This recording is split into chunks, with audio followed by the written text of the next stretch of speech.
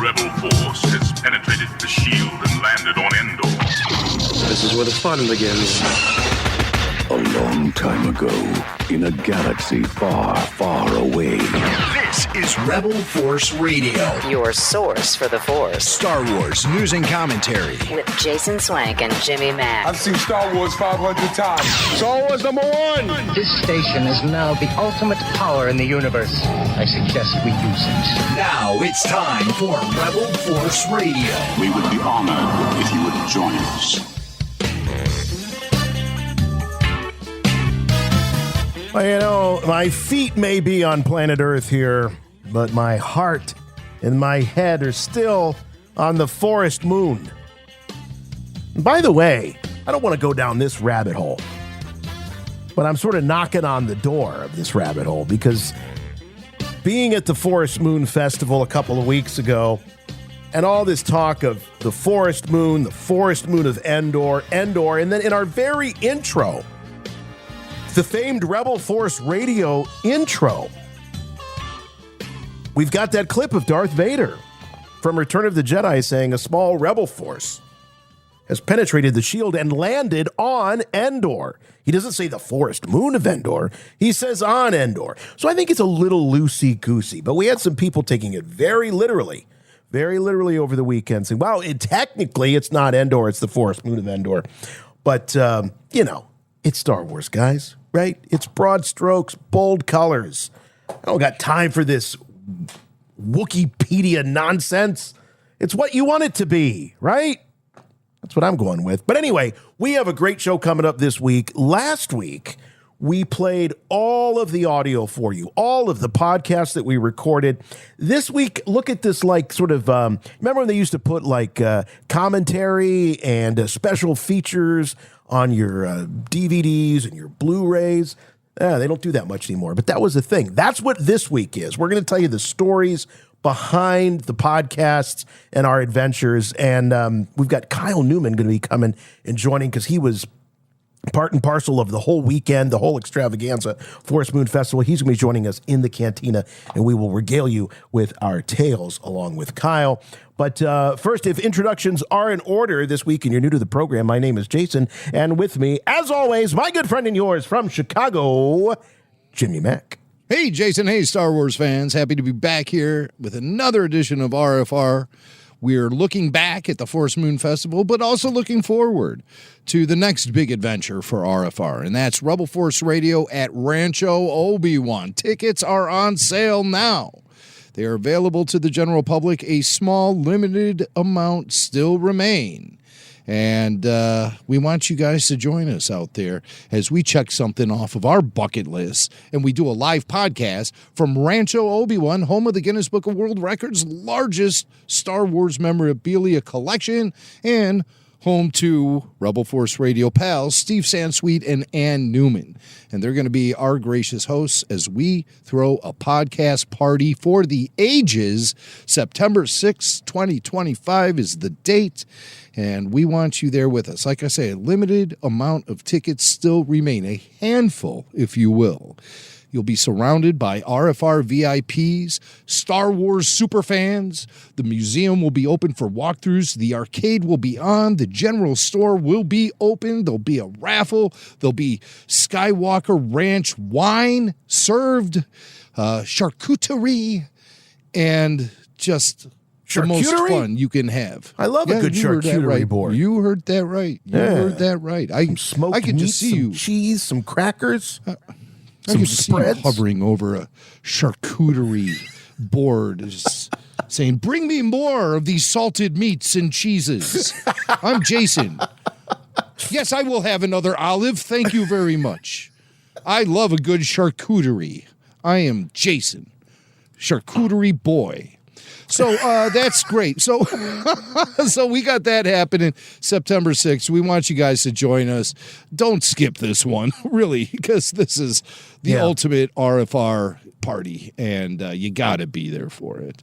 And we'll be talking to Steve Sansweet, and I want to discuss anything and everything with him about his amazing life and career as the all-time greatest Star Wars fan ambassador. And, as I said, the guy who is in the Guinness Book of World Records for owning the world's largest Star Wars collection. And his bemused manner in which he this relationship he has with his collection is so funny. Chris Taylor put in his book, How Star Wars Conquered the Universe, that Steve conducts tours through Rancho Obi-Wan in such a bemused fashion as if he woke up one morning and all of a sudden that stuff was there. And he doesn't even know where it came from.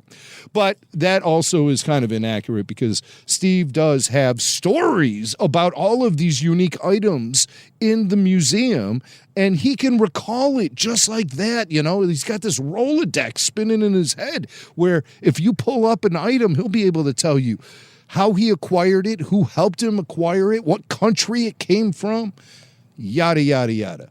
So we want you guys to experience that sort of Star Wars passion firsthand with us at Rebel Force Radios. We have a live podcast event from Rancho Obi-Wan happening September 6th, and a limited amount of tickets are still available. Get yours before they're gone. RanchoObiwan.org is the place to go to purchase these tickets.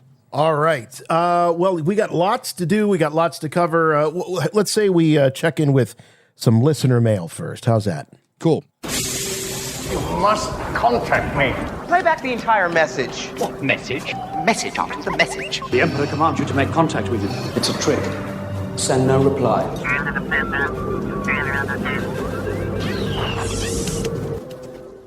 Chut boyos, Chuck from Oregon. I already called once, but Friday night I went out to drink with the boys again. I'm just so disappointed in myself.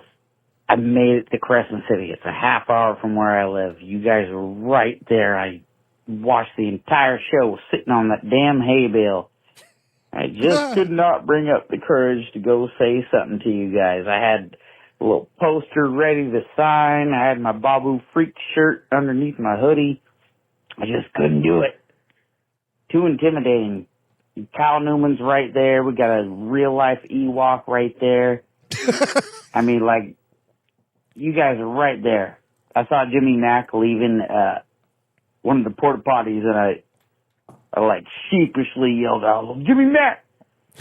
That was you! Kind of, like, turned a little bit, and I just acted like it wasn't me.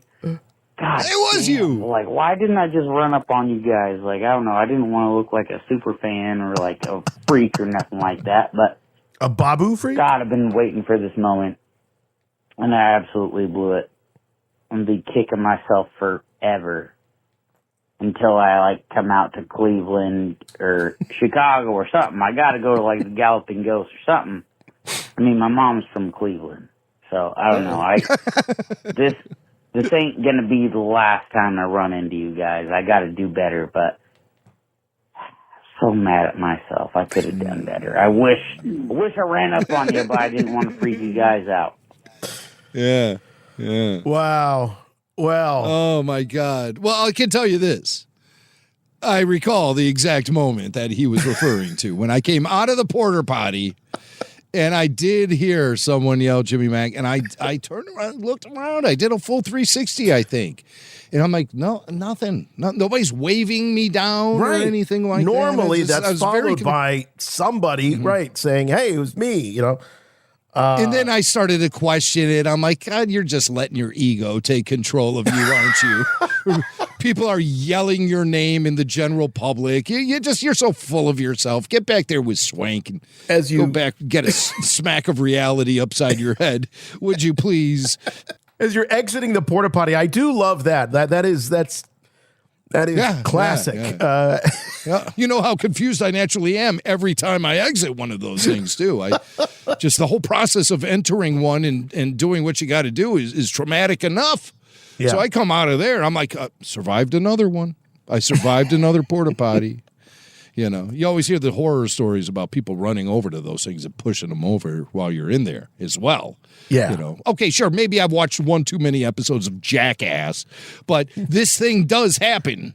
And I don't want to be caught up in all of that. You may not know this about me, but I don't do porta potties.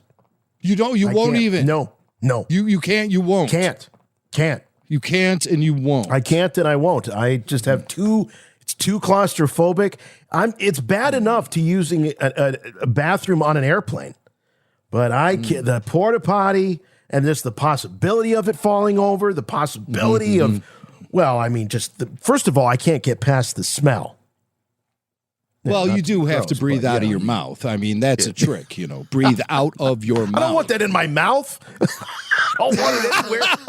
Nothing goes in. I mean, it's just you're not smelling it so much. Right. I don't know. Right. I don't know. Well, I don't know. It's the smell. For sure. We would have loved to have met him, and I know. In the future. But look, I know what that's like. You feel like you're the only one, and that you're going to be a bother or something. I've had all those thoughts before meeting somebody, and you just got to push through. But in all seriousness, and I know what most people would say, but I mean, it's just me and Mac. I mean, come on. We're talking to you every week, If you're listening to this show every week and you're saying things like chut chut and you're remembering past episodes and things like that, even just remembering that I'm from Cleveland, Jimmy's from Chicago, you're a fan, you're a listener, you're part of the family. So don't hesitate coming up to us. Sorry that you didn't. I really am sorry that you didn't. Well, maybe he's lucky he didn't, because we could have clobbered him over the head and thrown him in the back of the Ford Expedition and taken him back with us to Eureka. That he'd have a lot of his splaining to do. Right. But when we do these things, obviously me and Jason feel bummed if we don't meet RFR listeners. We met plenty of them on this trip, but it would have been so much more awesome to meet you in addition to everyone else. So just a word to the wise. If we're ever out doing a Rebel Force Radio appearance, we want you we are begging you to come and say hi to us. Yeah. Because you know what? We look better to the promoters and organizers if people come up to us, It's like, yes.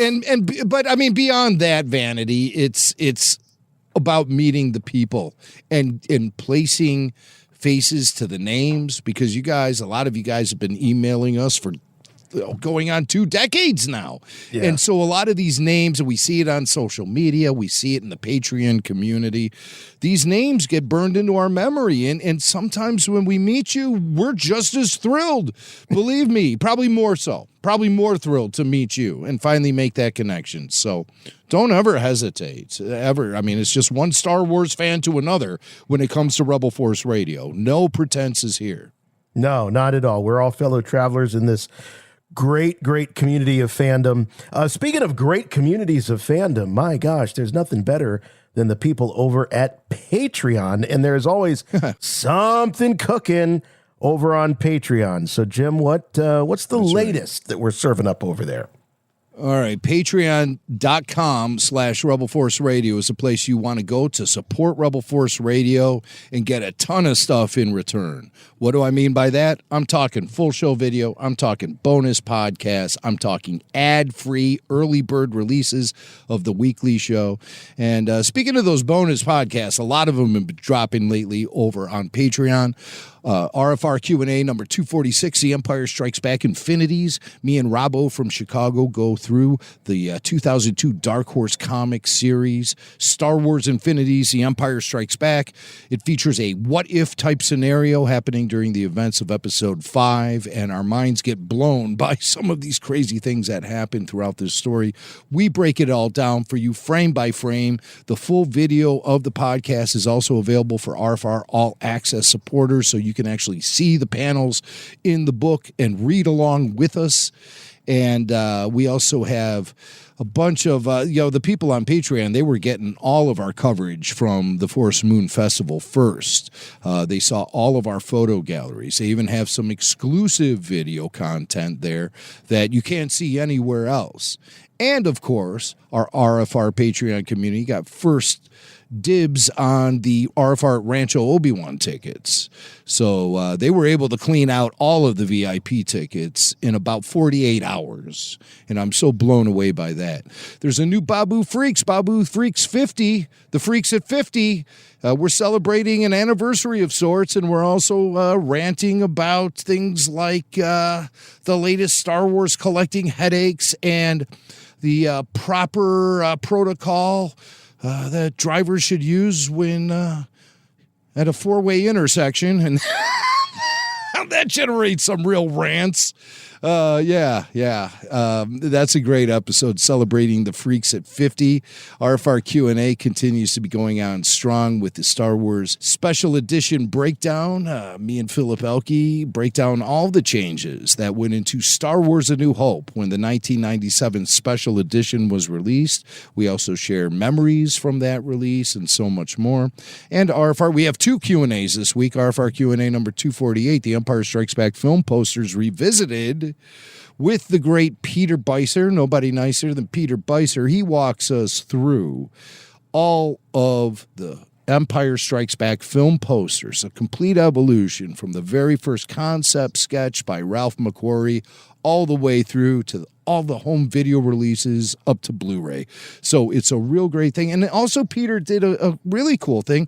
He tracked down original Empire Strikes Back poster designer Tony Seininger and did an exclusive interview with him. So we play highlights from Peter's interview, and it's really informative and fun, and I always have a great time podcasting with Peter Beiser. Of course, RFR All Access supporters get the full show video, and it's kind of visual, with us talking about all this poster art. So it's really cool to be able to see the artwork while we're talking about it all. But of course, we treat the audio podcast as gold, and we try to be as descriptive as possible in all of our breakdowns of this poster art. But you really get the full picture with RFR All Access and full show video. It happens all the time at Rebel Force Radio on Patreon. Patreon's the place you want to go to support Rebel Force Radio and get all that cool stuff I was just talking about. Patreon.com/Rebel Force Radio. Rebel Force Radio. You've already made that Star Wars reference. Your source for the Force. Star Wars parody! All right, Star Wars in pop culture. I call this one confirming the tale of the speeding story, the speeding ticket story that we first heard on stage there at the Forest Moon Festival. Because, Jim, we heard it from the daughter of the officer that's right, pulled over Anthony Daniels. Yeah, so while we were on stage in Crescent City at the Beachfront Park podcast, we spoke to Supervisor Valerie Starkey, City Supervisor Valerie Starkey, I should say, and her father wrote C-3PO a speeding ticket when they filmed Return of the Jedi in Crescent City, and she told us the whole story. Somebody informed me that Anthony Daniels also told this story in his book, I Am C-3PO, that was released back in 2019. We spoke to Anthony upon the release of that book, and was he generous with his time with us. I'll use the word bemused for a second time in this podcast. I think C-3PO actor Anthony Daniels was clearly bemused by us that day. We're so bemusing. That's what I'm going to use to describe this podcast from now on. Well, it's bemusing. And the people are looking at me like, what the F are you talking about? Bemuse. So Anthony talks about this speeding ticket in the book, and he provides a little bit more information. But there are discrepancies between his story and the story that City Supervisor Valerie Starkey told us. So let's go to the tape and hear what Anthony said via his audio book for 2019's I Am C-3PO. What's the red light behind me? Oh, you'd better stop. I was driving back from dinner in town with my savior from Empire days, Sid Gannis, in the middle of the night, in the middle of nowhere. The cop had been hiding behind a redwood. I was not pleased, especially since I was driving Lucasfilm's vice president. Would I go to jail and halt production? The company quietly paid my fine, and that was the end. Shortly afterwards, some state troopers visited the set. They said their colleague was a bit embarrassed at having booked C-3PO for speeding. I toyed whether to send him an autographed photo. I decided not to. The message I considered writing might really have landed me in a cell. But there's the discrepancy. Yeah, big discrepancy, but we have the receipts. We've seen the receipts in person. We've seen the actual autographed photo that was handed over, along with payment, we can assume, for the speeding ticket. Yeah, it's really interesting. Where did that autograph photo come from? That's a really interesting, because he does say that cops showed up at the set, and they were they revealed to Anthony that they were kind of ribbing Valerie's dad, who gave the ticket to Anthony Daniels. You know, they're like, how could you give C-3PO a speeding ticket? What's the matter with you? Oh, I don't know. I don't really care. I was just, doing my lawful duty. No. This is the protocol droid that helped lead the rebellion to victory over the Galactic Empire. He was a key player in those events. And you gave him a speeding ticket, Officer Starkey? Oh, well, I kind of, I like Close Encounters better than Star Wars, really. Well, in his defense, 3PO hadn't closed the deal. Jedi hadn't happened yet. So if we're looking at this canonically, 3PO, right? The Empire had yet to be defeated. I mean, last time we saw this 3PO, timeline, he was being put together by R2, right? I mean, so he hadn't finished it quite, but I think the sentiment is still there. But this is in stark contrast to what we heard, at least in terms of, he said he even considered it, but decided not to, because what he would inscribe on the autograph would be would get him in further trouble. But yet we have the autograph. So, do you recall what the inscription was? I think I took I have a photograph of the autograph here. Yeah, I think we both grabbed our phones right when Valerie showed us that autograph photo. I'm taking a flip through my stuff. Oh, here it is. No, that's a picture of Harrison Ford fishing. Somebody showed us that one guy. That one guy who was there for the who was there involved in the negotiations. Yeah, I got it right here. So this is it. Yeah. This is the photo. There it is. Great. Right. It says it up on screen. Ernie, which was the name of the officer. May your children forgive you, Anthony Daniels. Yes, for giving C-3PO a speeding ticket, you son of a... So there's the proof is in the pudding right there. Yeah. I just think Anthony doesn't recall. Anthony, the response he wanted to give was burned into his memory forever. Yeah. It's his jerk store moment. He's like Costanza with the jerk store. He what he wanted to do was just write this scathing note back to the office. How dare you? I'm Anthony Daniels. I'm the goldenrod. I'm C-3PO. Jerk store. And you're right. That's what's burned into his memory. Is what he wanted to do, not what he actually did. He did the right thing. Yeah. So, wow, we're getting both sides of the story here. That's what RFR does. We give you both sides of the story. We give you a point and we give you a counterpoint. Fair and balanced coverage like you've never seen before in a galaxy far, far away. In 1983, George Lucas introduced the world to the Ewoks, a race of creatures indigenous to the second moon of Endor. Rebel Force Radio. Star Wars Cantina. Where are you going, Master? For a drink. Sorry about the mess. You will never find a more wretched hive of scum and villainy. We must be cautious.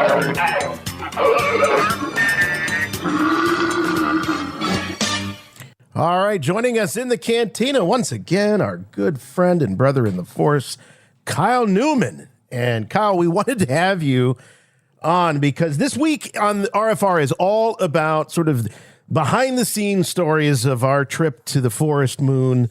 And last week we released all of the audio that we recorded. And this is, like I said, this is the behind the scenes, the stories that we have to tell. And what a great time it was to be able to spend time with you. We got to meet your sister, Kim, hang out with James Knight.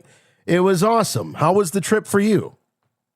It was a dream. Forest Moon Festival for the win. I would say right off the bat, next year, when Forest Moon Festival gets announced, make it there, folks. I had the best time seeing you guys. They were like, do you have anybody you think would want to come up here? And I was like, Rebel Force Radio. And they're like, oh, okay, yeah, let's get those guys up here. So I'm glad it worked out because it would not have been the same experiencing that for the first time without you guys. It was fun having my sister. She flew into LA and then she came up. She's like, sure, I'll go to NorCal. Let's go. And James Knight was in. And man, it was like a religious experience. But I have been listening to the audio, the last episode, taking you through all it. I've missed a lot of the interviews because I was, off at a really loud street festival, the farmer's market, where they had Jerry Garcia blasting in my ear about Wookiee balls,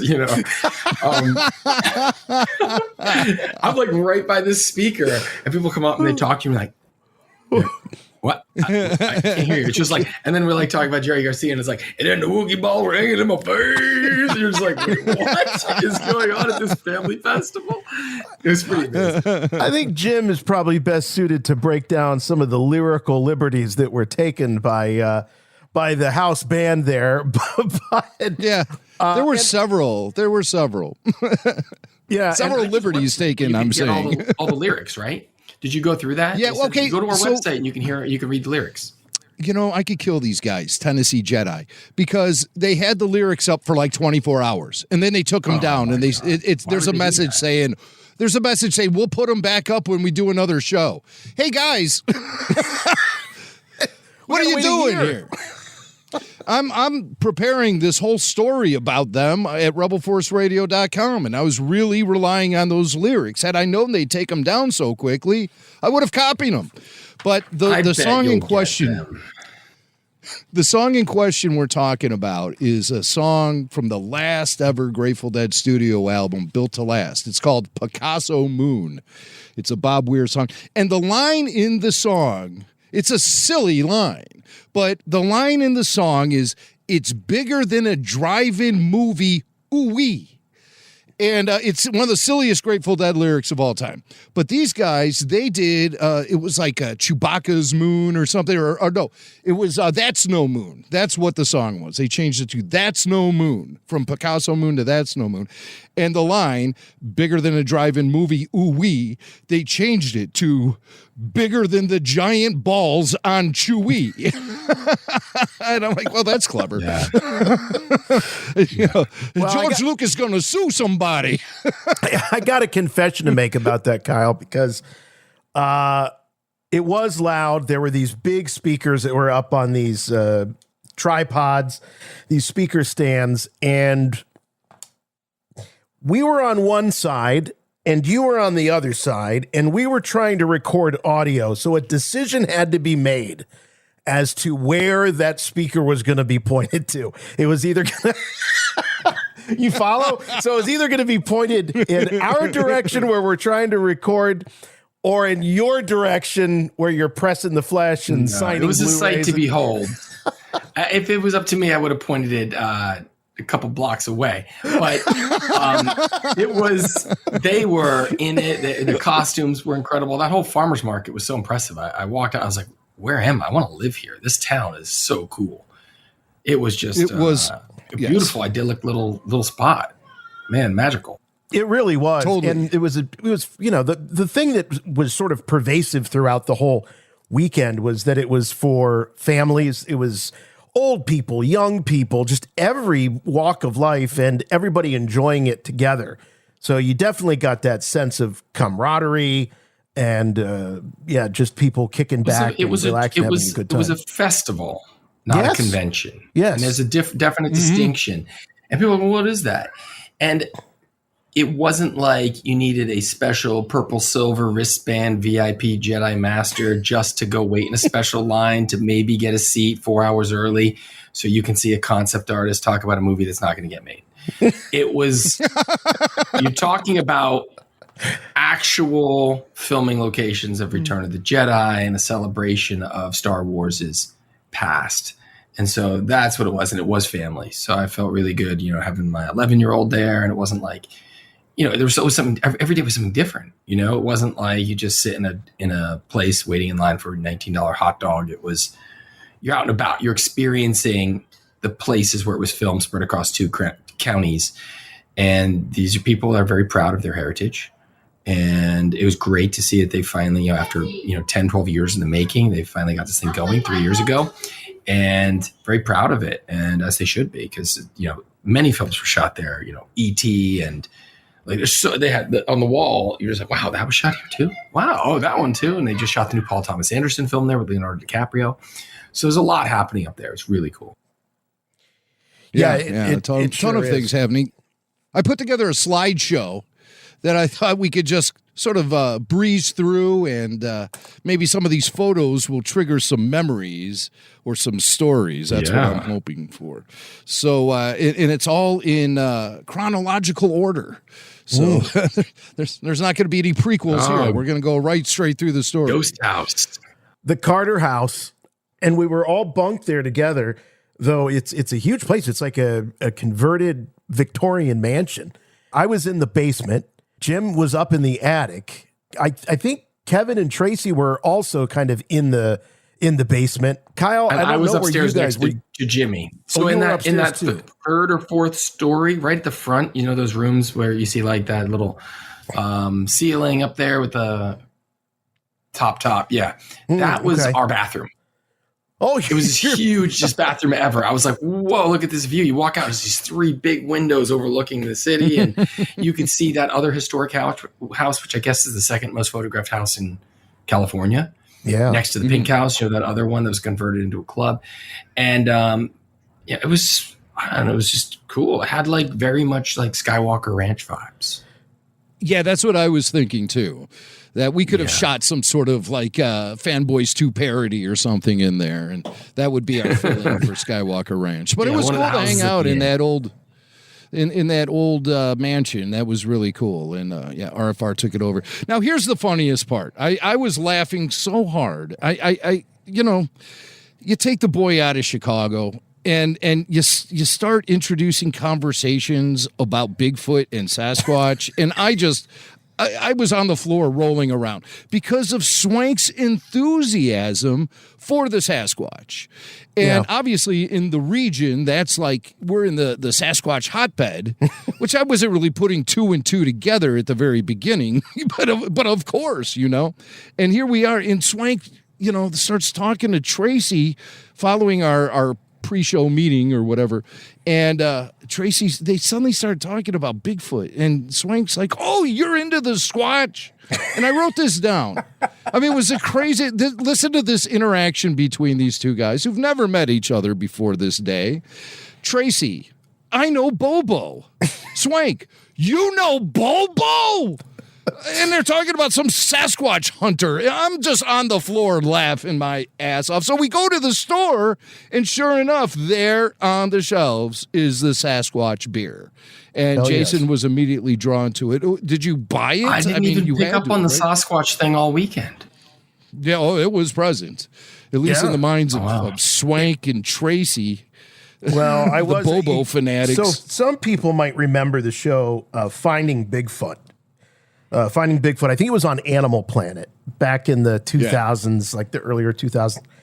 And and James Bobo Fay was one of the one of the researchers, and he was such a character. He is such a character because he could do the Sasquatch vocalizations, and he knew how to smack the tree trunks to attract other Sasquatches.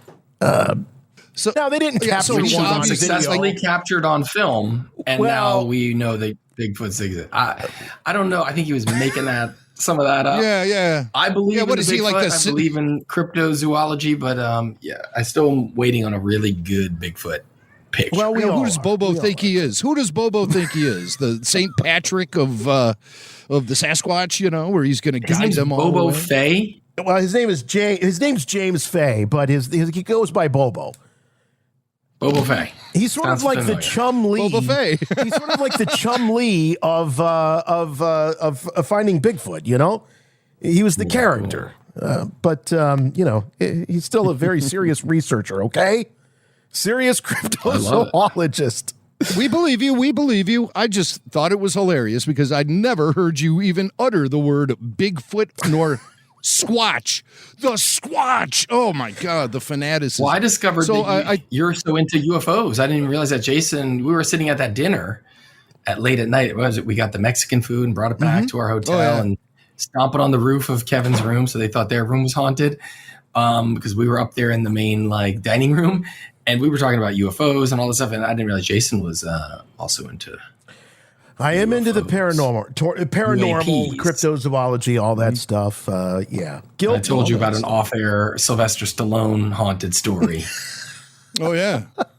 Oh, you were full of stories that night. Sylvester Stallone wanted this spectral spirit to cut the foreplay and get to it on his feet. Not on Stallone's feet. He wanted the spirit to use its feet to help him out. Yeah. Sorry, in a very in a biblical nature. All right, let's go through the moving on from the Squatch and Stallone's feet fetish. Yeah, so that's the Sasquatch beer right there. Yes, and Jim, I did buy it, and it was delicious, actually. Yeah, it's a double IPA. Very, very nice. Very strong. Very good. Just like the Squatch itself. Here we are at our opening night dinner. We're all sitting around the table. James is there. Cassandra Hesseltine. Our boy Annabelle Blanco. Tracy and Kevin Thompson. And it was just lit. There's Tracy Boyd in the background there. The fabulous Tiffany. Me and Swank, Kimberly, and we had a great dinner. Me and Annabelle sitting side by side there at the front of the table. We really had a good time going toe-to-toe on the old beverages, and that was a good time. You can see my face is starting to glow a little bit in this What picture. a good meal. That place was awesome. The breakfast every morning, wow, yeah. So the Carter House We all Hotel, had breakfast. Yeah, it has these two buildings, these two homes. One is where you stay, and the other is this really great restaurant, incredible wine bar, great breakfast in the morning, good dinner. It was a great time. So at dinner, I started recalling the flight in that me and Jason were on that morning. And at one point after takeoff, I took a little nap. And we were sitting in the front, right by the bulkhead area there. And so the flight attendant was sitting in that crash seat, like facing us, And I had woke up from an hour's nap, and I just opened my eyes rather suddenly. And she jumped back, like so startled that I had suddenly regained consciousness. And she, it was just like, you could see the thought clouds. Oh, Dios mío, And as I'm right? Like she thought and and she thought maybe I just suddenly popped my eyes open and it startled her. It was, and so I'm recounting this story later in the evening here.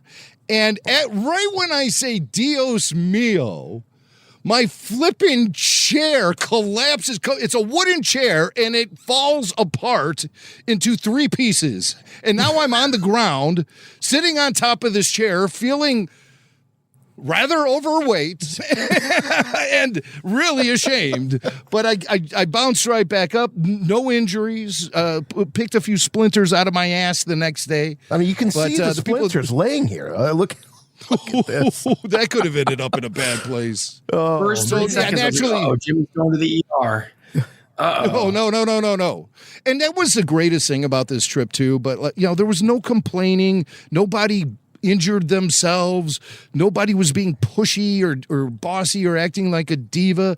Nobody got lost. Nobody lost an expensive personal item. These are the things that really ruin trips. Jimmy just recounted his last 3 vacations right there. All of those incidents. Well, these things happen. And, when they happen on a trip where you're away from all of the resources that you normally rely on, it's awful. But, that didn't happen. I survived the collapsing chair. I could hear it creaking throughout the night, but I didn't think it was just going to completely give up on me and its functionality as a chair. It just quit the business of being a chair. It has one job, and it failed.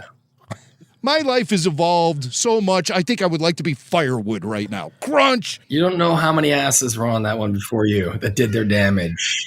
You don't know how many people were rocking back and forth when they probably should have had 2 chairs, Oh, yeah. So, yes, it was prepared for me. It was, Jim, I can say you've never looked better. You're in great shape. This had nothing to do with anything like that. Oh, well, thanks, Swain. Thanks. Yeah. Tell that to my full length mirror. You fought the chair and the chair won. All right. Definitely. Back at the Carter house, this is just a selfie I took of me and Tracy Boyd, who deserves a lot of credit for the way things went down so smoothly that weekend. He's a real hell of a guy and was a lot of fun to hang with. He sure was. Yes. Great So guy. now we're off to the museum, and this is the Broadcast number Redwood 1. Coast. Yeah, this is our first podcast right from the center of the Museum of Film History for the Redwood Coast. And we hung out there, and Rebel Force Radio and Fanboys and Kyle Newman were all part of the exhibit. So there we were, amongst the Ewoks. Great collections, I shot a little video walkthrough. And Jason, if you wouldn't mind, could you mute these videos? Sure. Nobody needs to hear any of the random sounds going on there. I think it's just something we can talk over. So the first video I have is of the museum walkthrough itself.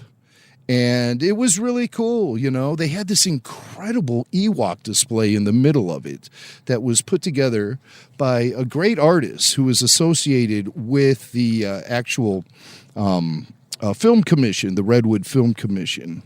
And she was totally cool. And I talked to her a little bit and gushed over her work. Here you see the photos on the wall of Fanboys and Kyle and little write-ups about Kyle and his career as a director and social media influencer or whatever. Tell you what, when you've made the foam board at a museum, you really know that you have made it in life when they can read about you on foam board. It's committed forever. It's for at least as long as the foam board lasts. And here we see some art from some local artists celebrating Star Wars, a giant mural of some incredible photos taken out at the Return of the Jedi speeder bike shooting location. There's that piece of art right there in the center. Oh, is that it? That's all of my walkthrough? Wow, I thought I shot more than that, and I know I did, but that's just a little taste of it. So we did a podcast from there, and that was our first. What did you do, Kyle? Because you guys, everybody disappeared while we were in there recording in the museum. That was great. I got to check out the downtown, and the downtown's situated right against the water. We walked to a really beautiful chocolatier, huge. They had chocolate, drinkable chocolate. You could watch the process. We sampled different chocolates. We went and tried some local ice cream, went into some vintage stores. We went to try these world famous bagels. Was it Los Bagels, maybe it was called? Oh, that's when you went to Los Bagels. So I went there. We tried the local coffee. So we had an hour and a half. I got to wander this downtown and check it all out. There was some Weed Cafe. My son was like, well, what is that? What is it? What? I was like, forget that.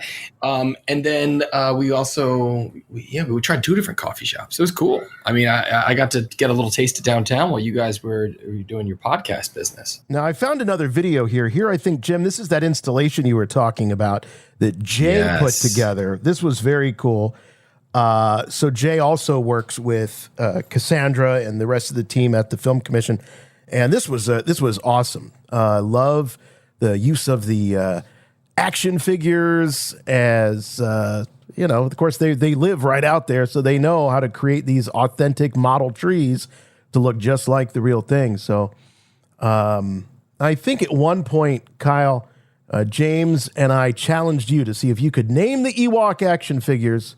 But, it's these 2. I think one of them was Pop. One of them I knew, but the other one I didn't know. I think that's what it was. I didn't know the orange one. I thought that the one with Pop Blue. There's me looking perplexed. Yeah, I know low gray, and I know that's low gray. Low gray.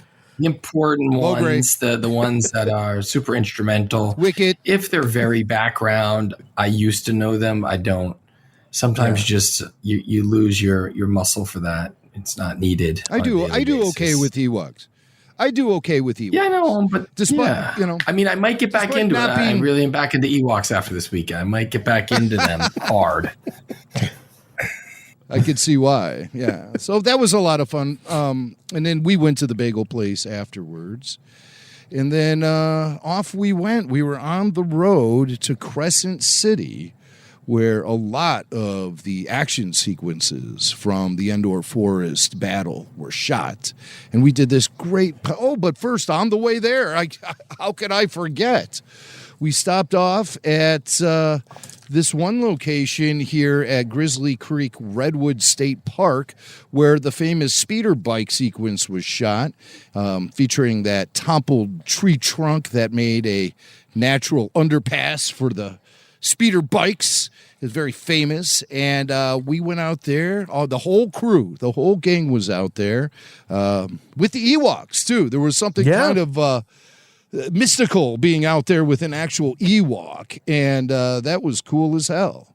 And there's Jason. He's standing there by that toppled. That's not an Ewok. That's me. Just so everyone is clear. That's actually Jason. That's me. Yeah. That's actually Jason. Oh, and then, of course, this is Jimmy Mack doing some excellent figure photography. He was the only one of the group, and thank God he was, that had the foresight to bring along some action figures. I mean, why not? You're going to one of the filming locations, bring the toys. This is the stuff we dreamed of as kids. I was pretty proud of myself for doing that. I shot a video right when we got there. It's video number 2. It's just a shot of me doing a 360 in the woods, kind of showing it off for all of our RFR listeners and for the people here on All Access on Patreon who get full show video every week. And I just wanted to do like a kind of a 360 just to sort of immerse myself in the actual woods themselves and soak it all in, So there I am. Look at me making funny faces at the camera. Like, look how cool I am. Some, bogus social media influencer showing off. Look how great my life is. I'm in the Ewok forest and you aren't. But I mean, really, it was you so should be immersive. crying like that video of Drew Barrymore when she runs out into the trees. It was hard to capture the majesty of this on camera, though. For some reason, it absolutely every picture I took, was. it's like that doesn't do it justice. It doesn't scale. Yeah. That's the thing. Like the camera just doesn't. You're in it, and it wraps around you, and it Right. just stretches to the heavens, and you're like, oh my god! And then you can kind of cramp something in and go wide. It's just it didn't lend itself, to your iPhone. I'm just glad you, Kyle, as a filmmaker, even struggled with it because I was definitely struggling with it. Every picture I took, I was like, what is going on here? It's not as good as I'm sitting here looking at, Yeah, that's kind of disappointing, actually, because you want to take a piece of it home with you. Yeah. But, if we jump back into the slideshow, I think we'll see some of the photos that we had taken of the various action figures, and it just looks incredible. It was a nice sunshiny day, too. That's what I was really grateful for. There wasn't a bunch of cloud cover, and we were really able to be in there and enjoy ourselves. And I think there's a few more slides there. There's Kevin Thompson posing with some Ewoks and the speeder bike, and he was way into the whole idea of all of this mayhem. He sure was.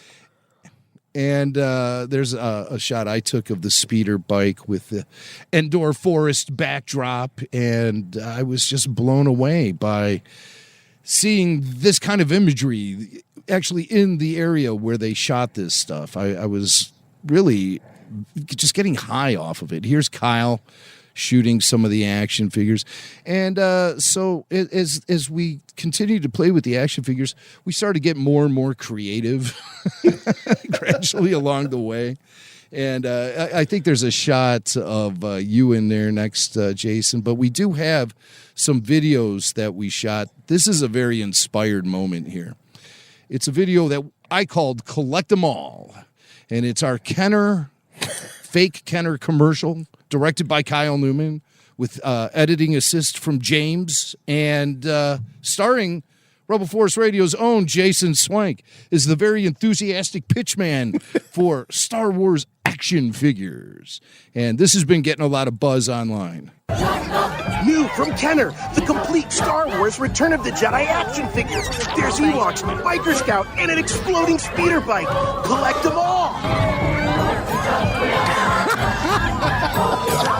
Can I just tell you all, Kyle is a wonderful director. He definitely has a gentle touch with his actors, but he did continue to add more and more lines for me. You know, and I'm kind of we were talking about that, not having that ability to recall necessarily as we're all getting a little bit older, and he just kept adding. And well, I was like, this isn't a gimmick. This is something now. We can do this. We can turn this into something. This isn't just a photo or a video for your phone. This is a moment. Let's make it a moment. Yeah, you were so good. I was like, you can handle it. I had to draw the line when you started throwing out details with the proof of purchase. Okay. That's my favorite. We're trying to hit that at least 15-second commercial. We were at 11 or 12. Right? I was trying to just get in there. Something about proof of purchase, mail away. Get your Sindel Tawani mail away action figure from the Caravan of Courage. And I shot the B-roll footage of the entire thing. So you get a little bit of a behind-the-scenes making of documentary vibe off of a video that I posted exclusively on Patreon for our Babu Freaks tier and higher. So that's something you can only see on Patreon. But what else do we have in the slideshow? I think we got a couple of more things that represent our adventure in the woods. Luckily, nobody walked away. I love this photos. This is the whole gang that was out there, except for Tracy, because he was taking the photos. So you get to see Kevin and his wife, Tracy. There were two Tracys, just so everyone knows. There was two Tracys. There was Kevin's wife, Tracy, and then there was Tracy, the guy that was driving us around, and Kyle and James and Kyle's sister, Kim. So there we all are, getting a photo under that famous log, the tree. Log. That's a big log, man. But you guys weren't the only ones being creative with the video. Me and Kevin Thompson put a little something together that I call this thing many different. Oh, that's a beautiful shot of Kevin and Tracy walking back to our car as we saw them walk underneath that downed tree trunk and, famous from the speeder bike chaser, walking right underneath it. And we're all standing there. We all pulled out our phones at the same time to snap this photo because we knew it was precious. And, we look like a firing squad, reaching for our firearms the way we all moved at once to shoot this photo. Well, you knew this was, this was a special moment. And we wanted to make sure that we all captured it. Kevin's only been able to come back to this area a couple of times since he shot it originally. And so to be there with him and his wife, who had just written the book about all that, it was a very special moment. Very cool. Very true. So we put together a little video, Kevin and I. I call it Kevin versus Speeder Bike. I also call it Ewok Actor Under Attack.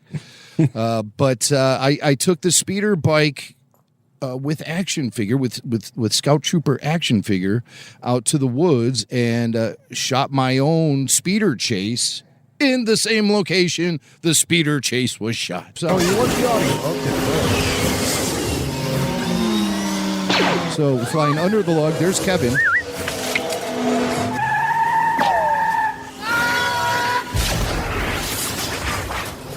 And there it is, an action sequence that really, nice. The guys at ILM, dudes, quit calling me, okay? I'm not gonna sign up. I'm not gonna join your team. Just please, enough with the phone call. He's got all he can handle here at Rebel Force Radio. Okay, I know. But it shook the industry when that video was released. Absolutely shook the industry. And what I didn't realize though, shook something until I started.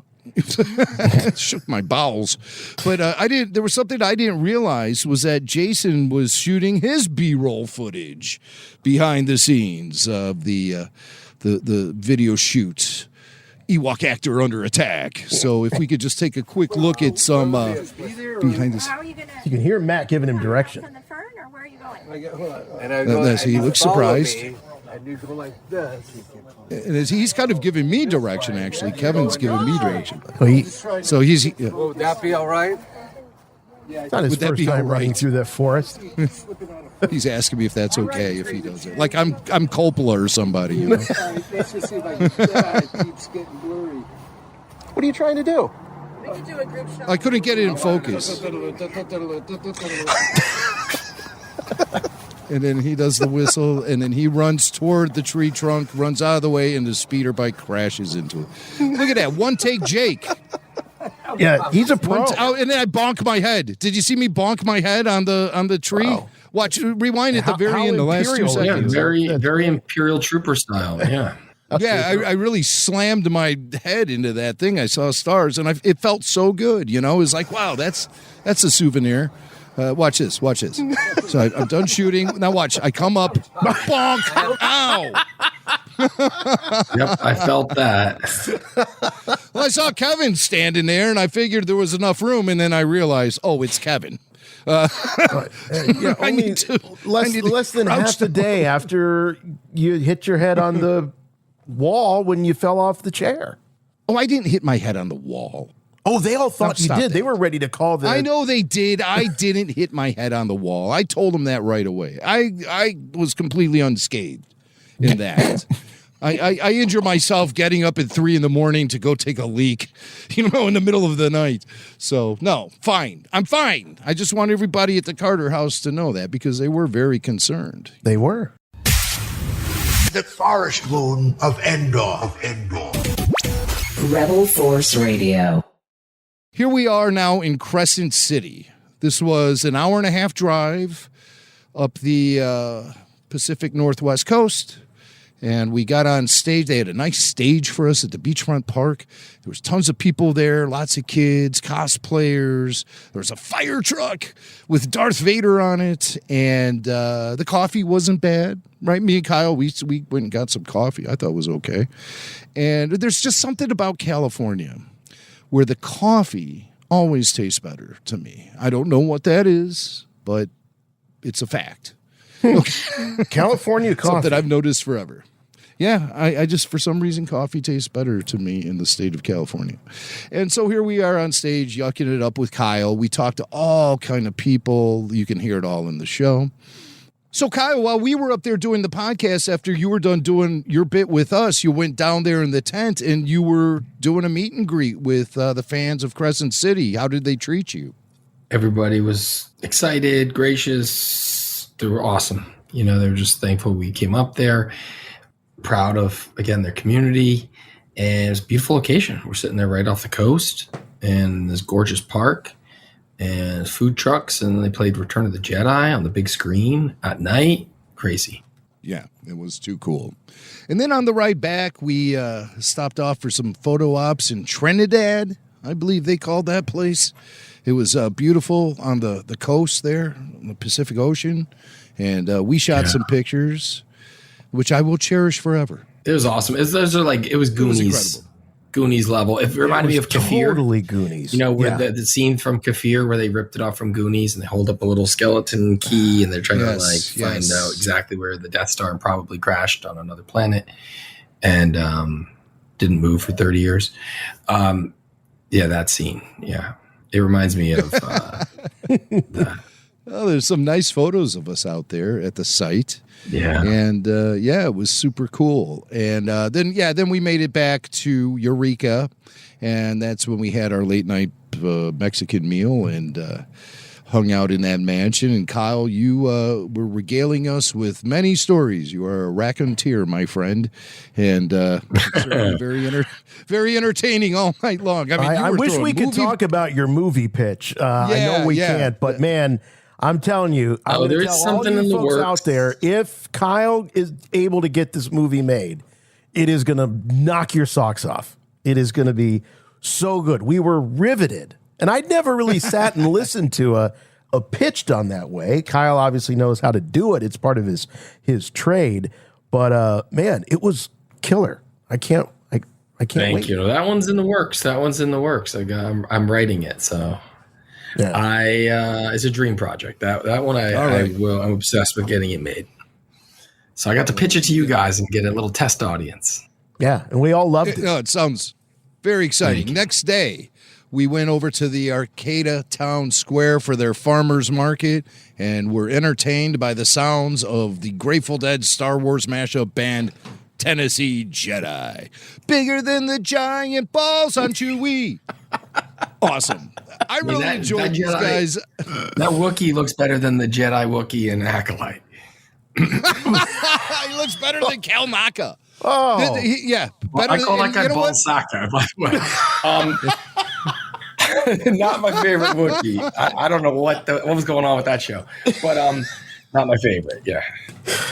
And thankfully, we do not see his giant balls, so that's a blessing in itself. The one thing I want to point out here, Jim, because you've been so critical of Wookiees showing their fingers, showing their digits. Now you got to have it with the bass player, so it's forgiven. But outside of this, you have very little tolerance for seeing Wookiee digits.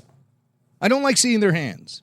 I don't think we should ever see Wookiee hands. We never did in the original trilogy. You never actually saw Chewbacca's fingers.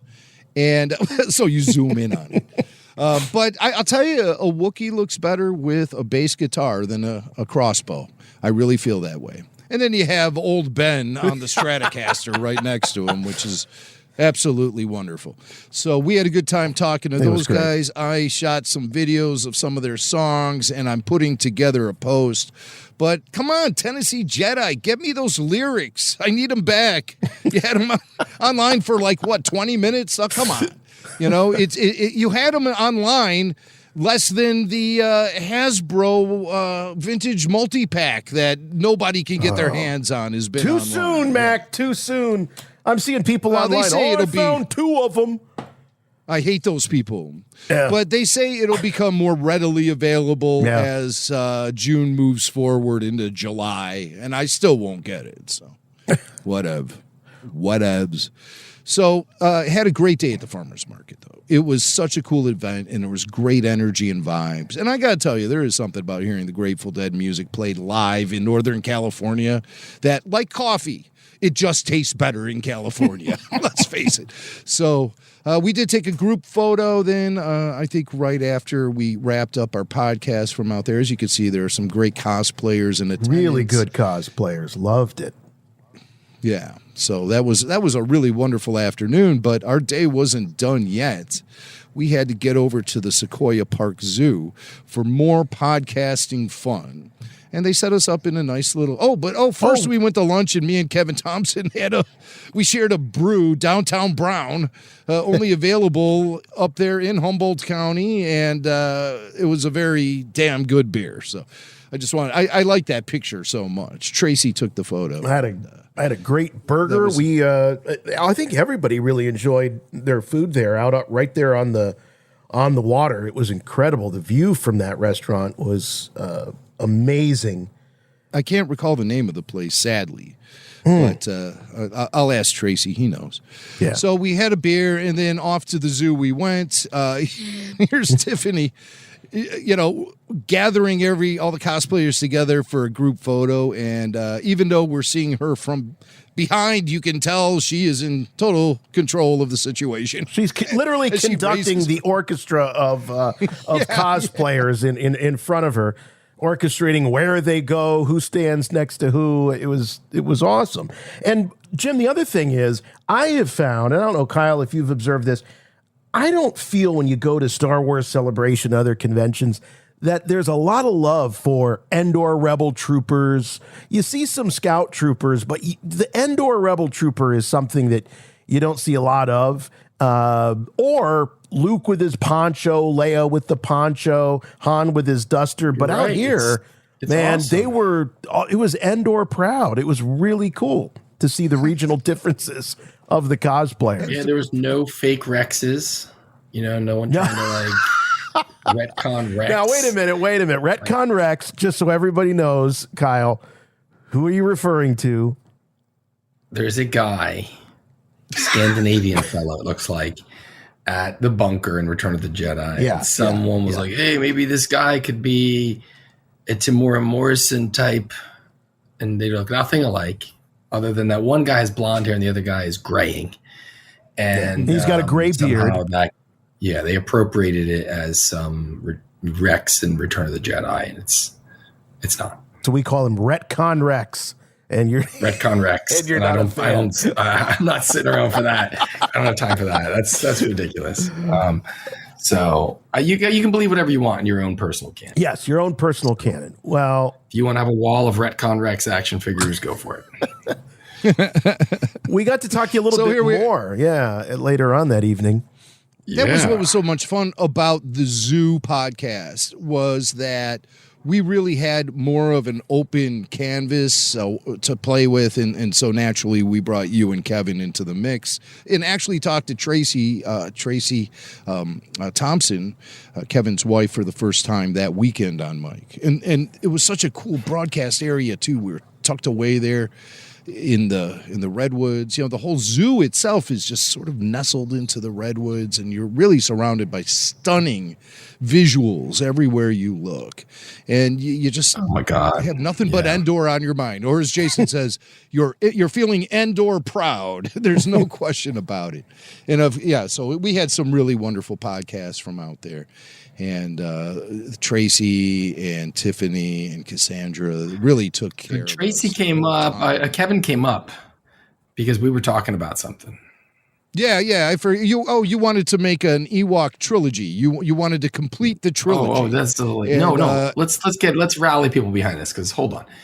George did everything in trilogies, and he never got to complete one of his main trilogies, the Ewok trilogy. And so people were like, well, what can we film up here? And I was like, hold on a second. We need a third Ewok film.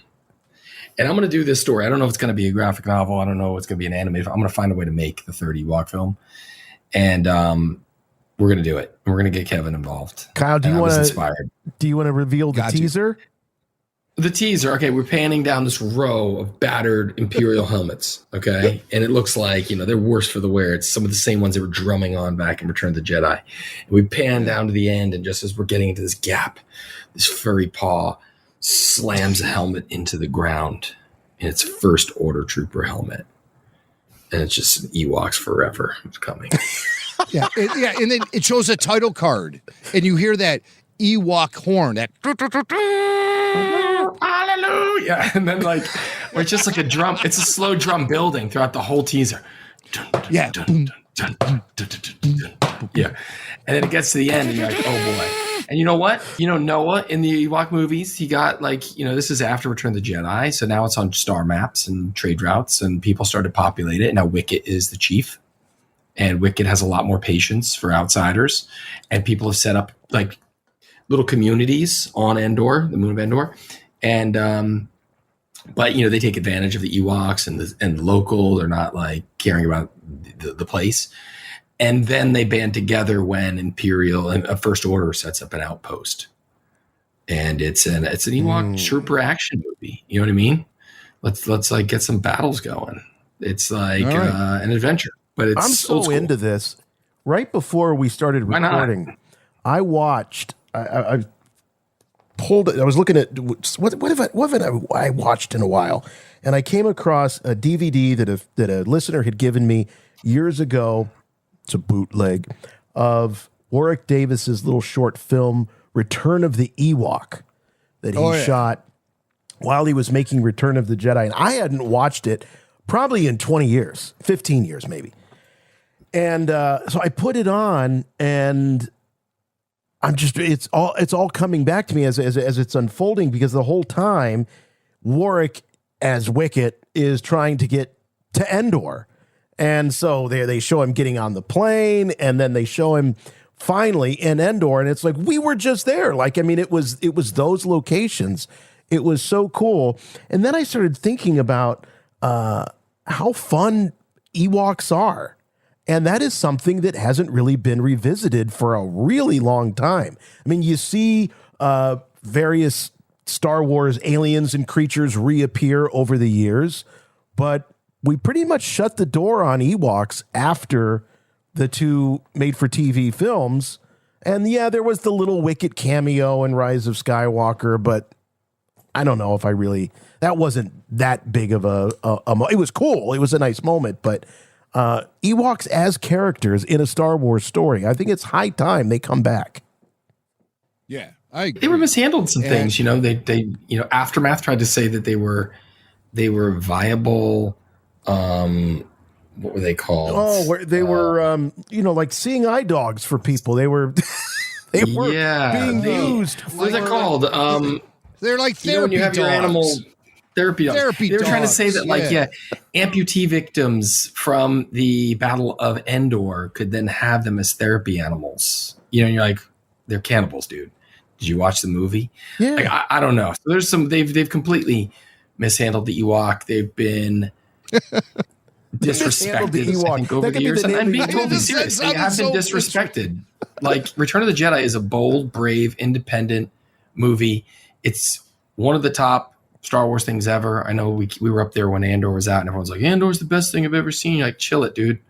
You watched Empire, okay?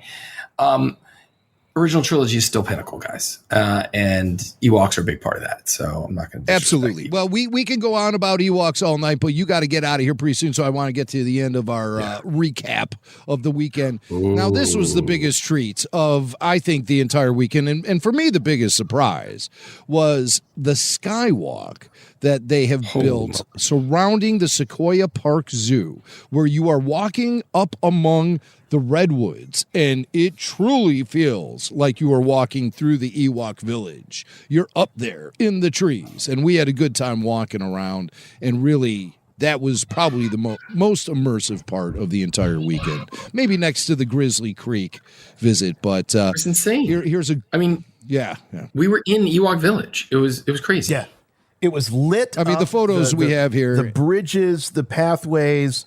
To me, it was, and I said this multiple times throughout the weekend, it was more immersive and felt more like Star Wars than Galaxy's Edge. I mean, pound for pound. For me, it really did. Well, I think you're right on with that, because it's totally natural, and the human mind knows the difference between real and artificial. And here we are with Chewbacca and old Ben Kenobi and an Ewok, a real live Ewok, hanging out and in the Endor Ewok village. So I snapped a few shots while we were out there. There's our buddy Annabelle. That's a great picture. With Chewie and Obi-Wan. Now, Annabelle had scored this Episode 2 Attack of the Clones Anakin Skywalker costume, and he wore it all 4 days of the festival. And I joked to him that when he got home after the final day of the festival, got to his place, slammed his front door shut once he got inside. As soon as that door slammed shut, the entire costume fell in a pile of fabric and threads on the floor. And he was just standing there in his boxers, because that costume went through a lot that weekend. And I looked at him and I'm like, I know you slept in that thing. I know you did. And he did not deny it. Each day I said that to him, he still did not deny.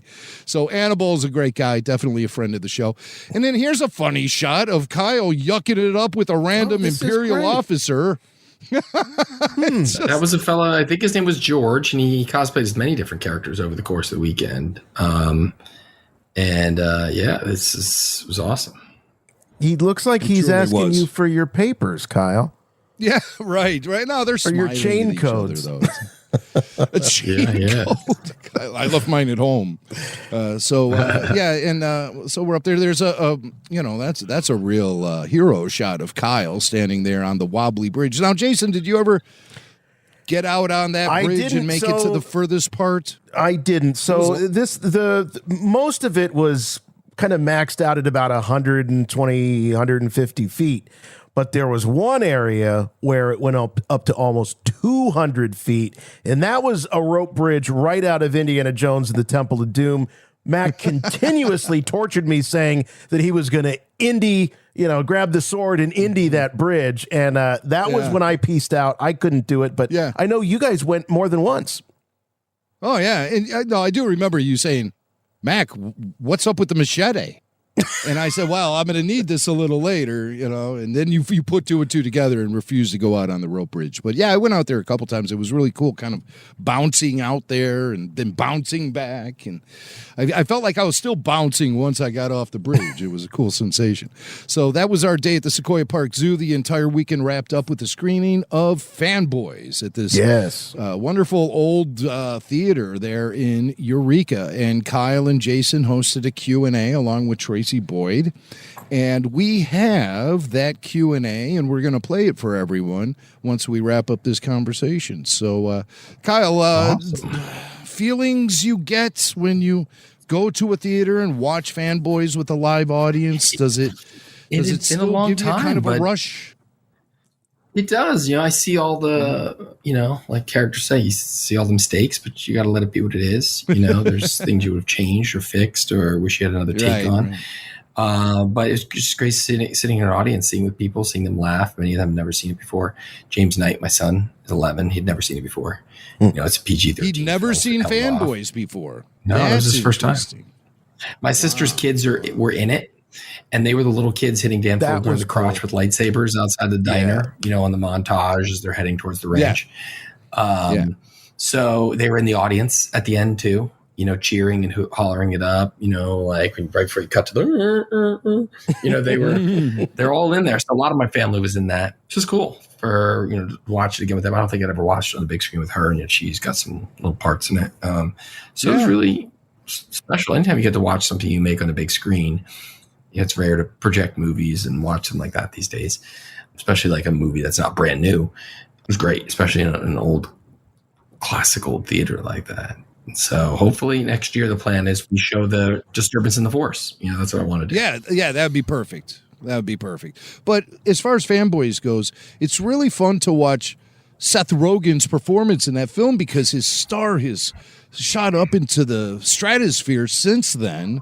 And I mean, he was still pretty famous and popular then, but not near the level of A-lister that I think he's at these days. And his performance as the Star Trek fan club president or whoever the hell he's supposed to be is Admiral there are just these little quirks in his performance that ultra nerdify his character. And is this stuff that Seth just came up with? He was just riffing on that. And yeah, kind of. Were you coaching him? Were you coaching him? He came up with a lot of stuff. He had the freedom to go further.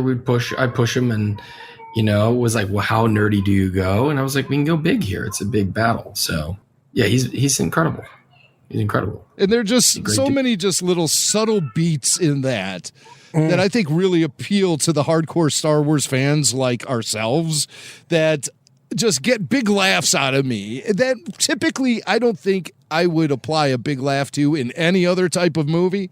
But this one I just get, like, every little beat. I just, like, hits the nail on the head for me as a hardcore Star Wars fan. And obviously, that's the type of person you made the movie for in the first place. So I think, mission accomplished, my friend. It is so precise. And I mean that in the absolute best way, in the way the jokes hit. And here we got, you really did, I think, create something timeless, because first of all, the movie was released many years after the events that it tells the story of.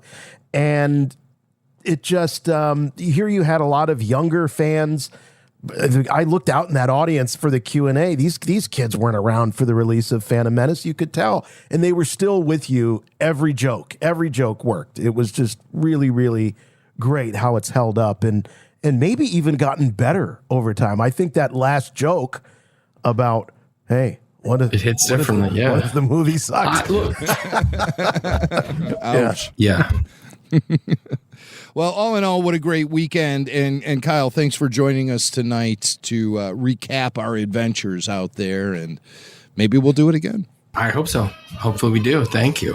This is awesome. Man, definitely. It was like a super special. I'm glad you guys got to make the jaunt up there to just this secret little spot, it felt like. But now we can tell more fans about it. And it was great having you there. You made it all the more fun, you and your family.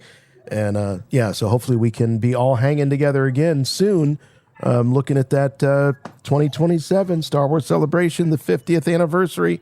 Dude, yes. All right. I hope we get to make an Ewok. I hope we get to make an Ewok project. Yeah, it'd be great. Yeah, by maybe 2027. a documentary about these movies. Maybe a documentary about the Ewok, that era of Star Wars. I love that idea too. The dark times. All right. Well, no dark times when you're on the show, Kyle. Thanks so much, buddy. Thank you guys so much. Sorry I have to run. I apologize, but no this problem. has been awesome. Forest Moon Festival. All right. Yes. Bye-bye. Bye-bye. Later. Nobody calls Han Solo a bitch. Rebel Force Radio. These are the most secure buildings on Earth. The White House, the Pentagon, the Kremlin, and George Lucas's Skywalker Ranch. It started as the ultimate heist. Linus laid the whole thing out in 5th grade. What's your game plan? We storm the ranch or we die trying. This is a suicide mission. Fanboys.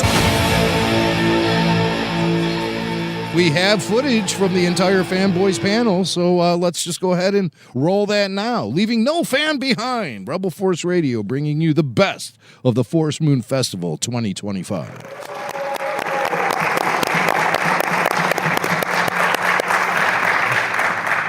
Holy crap. Kyle Newman, Jason Swank. I've had the pleasure of hanging out with these guys along with Kevin and Tracy Thompson and Jimmy Mack, who unfortunately had to catch a plane. But I felt like I was getting a PhD crash course on Star Wars, and so I have to appeal to your wisdom on any of the Star Wars stuff. We'll try and save some time for audience questions, so when we kind of get to the end, there's a mic over here, maybe just line up and we can do that. So obviously you both are passionate about Star Wars, but it's clear watching this, there's something really in your heart about Star Wars. And I just wondered if you could just talk a little bit about that, because you so feel it in this film. In many ways, it's a little bit of a send up to fandom, but really at its core, it's a love letter. And how did it, well, we'll get into Fanboys a little bit, but just Star Wars in general, where does that love come from? It's one of my first memories, if not my first memory, I think, was seeing Star Wars with my family and cousins. I was born in 76, came out in 77, so I think later that summer of 77, I don't know, it's somehow my first memory. And so my first words were, maybe aside from my siblings, Star Wars characters like Walrus Man and Greedo. So I had a problem early on. And I just became a Star Wars fanatic. So it became part of my life. It's my language, religion, and it's an amazing community of people. So for me, that just stuck with me. It taught me about storytelling. It was a gateway into the greater cinema universe, learning about other filmmakers. But the craft of storytelling and the art of filmmaking was spawned because of Star Wars. So it set me on a different career path.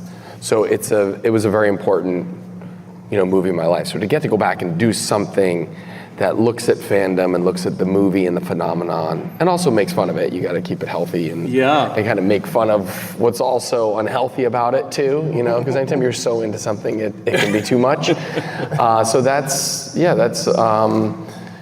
it's a way of life though, Star Wars. It really is encompassing.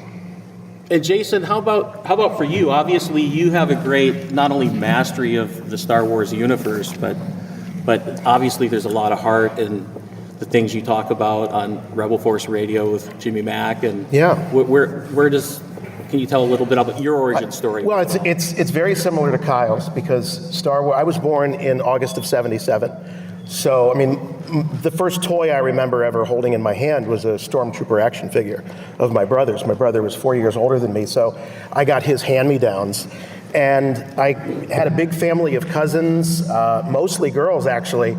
And anybody says that Star Wars isn't for girls, that's crazy because all my girl cousins were way into Star Wars and they were acting out as playing characters like Han and Luke. And so between the action figures and the role play that we did as kids, it was more than, like they keep saying in the film, it's more than a movie because it was the first time I feel like we as kids were invited to play in the universe, whether it be role play or again, the action figures. If you look at things like Star Trek or Planet of the Apes that came before, where you had a lot of merchandise tie-in, they always were a few years late. Star Trek, they didn't release toys while the show was first on.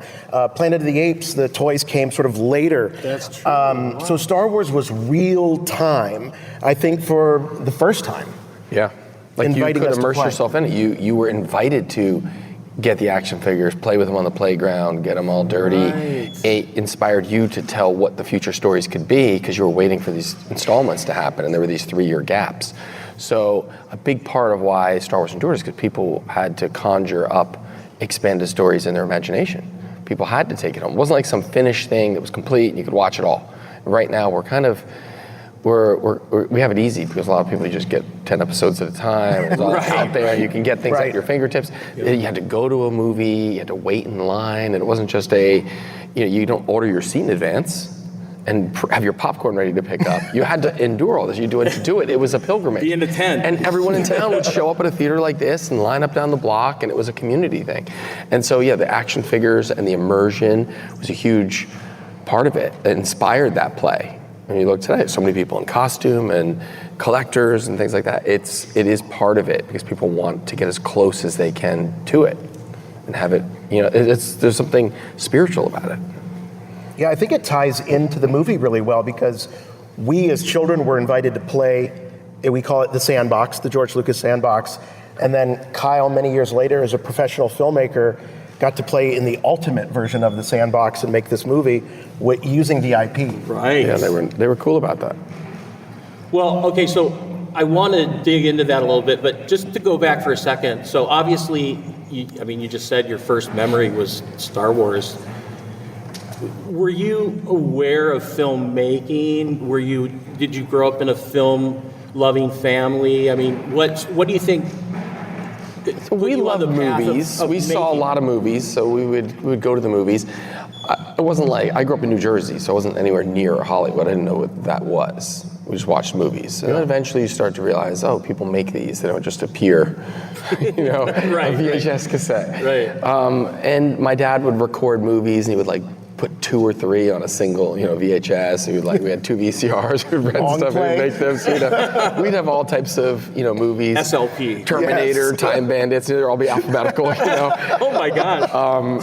And so we had a lot of movies. And the best days were when I got to stay home from school and skip school, but I would watch Aliens and Empire Strikes Back with my brother. I remember that more than, whatever I did in math class in 5th grade. Right. So movies were very important, but I didn't understand the academia that is involved in learning movies in order to go make movies. I didn't understand the craft of it, the technical side of it, and all these things that you have to learn, and all these components, photography, production design, music, theater, all these things coming together, photography into one thing, coalescing. That's something I started to understand more when I was a teenager. Realized there was places you could go to study that. And that became my desire at that point, because my background was drawing, painting, but I also Was that your sketch? That wasn't my sketch, but I did a live storyboard of the whole movie, things like that. So I can draw. I learned how to draw like reading comic books. Yeah. There's a lot of Eric in me in that way. Yeah. It feels personal. You probably had a piece of you. There's some of me in all four. Yeah, it felt that way. Depends which me. And so I knew I didn't want to just sit at a desk and draw. I love working with people, and collaboratively, filmmaking is the ultimate art form, the ultimate 21st, 20th century art form. The culmination of many art forms. Yes. And vocationally, you work with a lot of different people. Just different crafts and different point of views come together, and you have to manage that, and you have to shape it and bring out the best in people and inspire people. And you don't just dominate something when you're directing. That's one style. Yeah. But the other style is reality, which is everyone's coming with their own set of skills and experiences, and you bring out the best in them. They're a master of if you're a master of production design, I'm going to tell you what I'm feeling, and they're going to come back and show me something that's even better. And then you just keep building, as opposed to controlling every little thing. So I liked harnessing people's superpowers and bringing that out of them. And that's what you learn. You learn the history of film and the technical side, but you really learn it's about dealing with people. Yeah. And how you bring out the best in people, and also with actors. They come in with so many different styles of acting, and they don't all play together. But you have to make them play together. Right. And somebody might be having a great day, somebody might be having the worst day of their life. Right. And when you roll camera, it doesn't matter. They're not them anymore, but you have to get them to focus and bring out the best of them in those little moments to make sure you're getting peak energy. So that's a perfect setup, because we probably have some film students here. There's a film program at the university, and then another a junior college film program at CR. So NYU, Union Square, just off Broadway. I mean, does it get any better than that? I mean, I can only imagine what an inspirational time that must have been, and it was amazing. To be in that environment. Awesome, very fortunate. I was there, started in '94. A lot of people.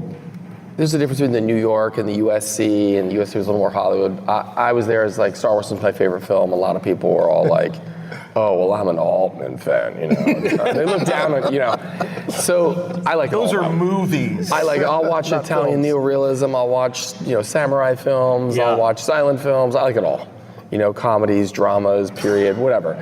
And so I think that's important to absorb it all, take it all in. And it was cool being in New York. You could watch a 70 millimeter print of Lawrence of Arabia at the Paris Theater. And I go, whoa, all right, I'll go see that. Everything was there.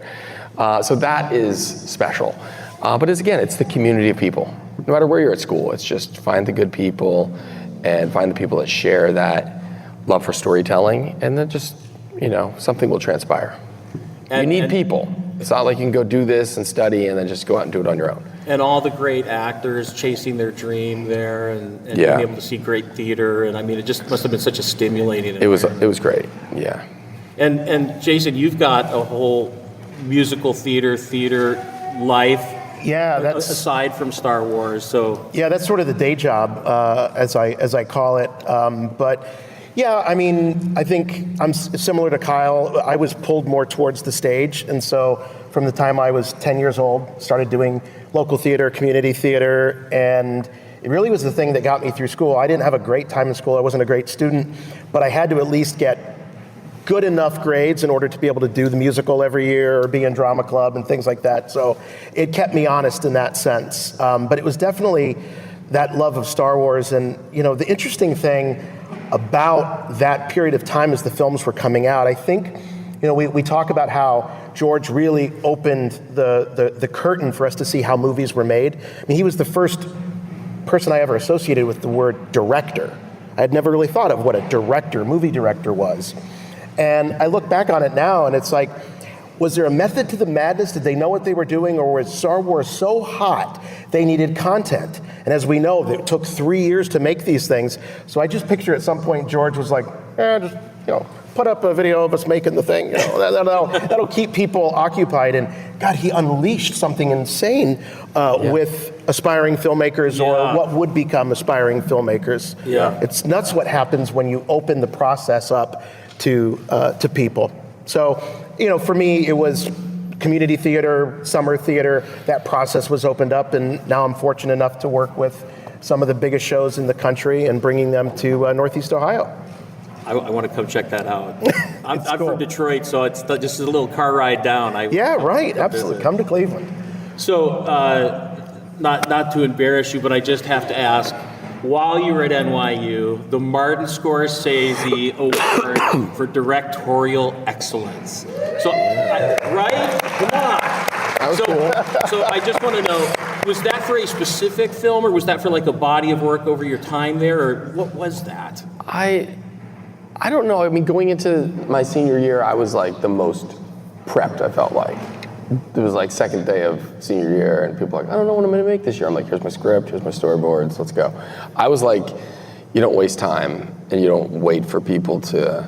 I was like, if there's only 8 slots to make a movie this semester, and there's 20 people, I'm going to remove one of those slots from the table pretty quickly. Yeah, be ready. So I was a more aggressive person, and I think it was probably, I made a senior film, it was a science fiction film. It was more like a European science fiction film. It was like Solaris. It was called Drone. It was cool. It was about a young child who gets separated from his family, and it's Ash Wednesday, and he has no idea why everyone has this thing on their head, and he starts to turn into some paranoid sci-fi experience. And it's a really cool movie. I'm very proud of it, and I did that, and I done some other shorts that got into festivals, and senior year I also I won the Coca-Cola Refreshing Filmmakers Award. It was like an international competition. They opened up to the top film schools, and people submitted concepts for 1-minute films. And so I submitted one, and it made it to like the final 10, and they gave those people budgets to go make movies. And then we made the movies, and then I won that final round of 10, and it aired on 21,000 screens in America, which was cool. Wow. But it was picked by everyone from Barry Diller to Julia Roberts to, other filmmakers, I think John Singleton. So all these people watched them all and picked one. So I won that. That probably helped influence me getting the Martin Scorsese thing, because they're like, oh, he's helping our school reputation. Yeah, on the map. So, but obviously before I went there, it was crazy. M. Night Shyamalan, Spike Lee. There was a lot of people that had gone. Jim Jarmusch. It was, Martin Brest was like an incredible. And Scorsese, so crazy legacy of people that went through those halls. So, was that program? The way I perceive it, there's sort of like the USC model that's very track oriented, very mirroring the studio system. It's not. It's like if you're in this, you're never going to do any other thing but what your track is. Versus like the UCLA system, that's much more. You're a filmmaker. You're going to do some mixing. You're going to work on other people's. First year they try to expose you to everything. Fundamentals, sight and sound. They isolate them, and then they bring them together in your sophomore year, and. Then by your junior year, you're starting to figure out where you might fit in terms of technical craft. If some people are leaning more towards cinematography or directing or, wherever it could be behind the camera, And strangely, I never took a directing claess. Really? I did cinematography and other things. I was just, I got this, I'm fine. It was a weird thing. I was like, there were other things that were interesting to me. I took a history of animation, or I would take, just different specialties and studied art history and things like that too. It was just like, there wasn't enough time in the day, So I was like, okay, I think I'm good here, but I'd rather learn about operating a camera more than I felt good with people. So I was like, okay, I can figure that stuff out. Which is such the core of it all, really, right? Yeah. It's communicating. It's 90% of it is and listening and ego management. Yeah. Because if you want to just get it done exactly like you want it, then go paint. But otherwise, you have 100 people and you have to move a giant paintbrush together. Right. So you better get really good at convincing people that this direction is the best way to move the paintbrush. And that's really what it is. You just have to talk well with people and corral people together and get them to believe that even in the pouring rain, it's still worth going out there and setting up those lights. And you're like a motivational speaker. You know, there's a lot of that. Totally. And then beyond that, when you get there, you better already have everything else prepared, because most of your day is the draining energy of problem after problem. You're like, the house is on fire. You're like, it's okay, we're gonna put it out. Don't cry. You know, there's drama after drama after drama. And if you get fed up, if you get like pulled into it, it's really defeating. So you just kind of have to be neutral and keep the ship sailing steady. And you know, it's not for everyone, because it is, you know, it's high stakes. And there's a lot of money often involved, a lot of pressure, a lot of talking, and a lot of unnecessary pressure. Yeah. You know, people make it feel like it's more than it is. You're like, listen, no one's gonna die. We're here telling a story. First of all, calm down. You know, like you just have to like level it out. You know, because and then you'll get people back into a creative mental space, as opposed to the panic and the drama. And then you put 20 humans in a room and they have to solve a problem. It is a problem. So that is, you know, so I studied a little bit of everything, and that's how I got through there. You know, I studied the classics, like Greek and Roman epics. I was more interested in like some of the other things in the film history beyond just the technical stuff. You know, so I can do camera stuff, but I'd rather not touch it. This was what Kurosawa preached. You must study what makes the great things great if you want to be a filmmaker.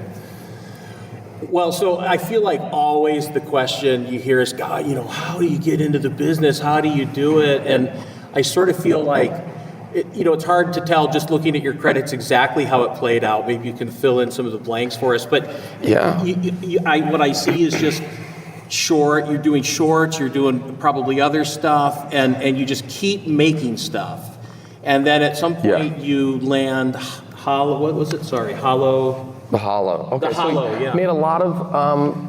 You have to make a lot of short films in film school. You know, they make quick videos, make little projects, make sound projects, and that's the way they trained us. You know, it's a constant rotation of things, and you try stuff and you move on to the next thing. Yeah. And then you help someone out in their project, and so you're always staying busy and diligent at the craft.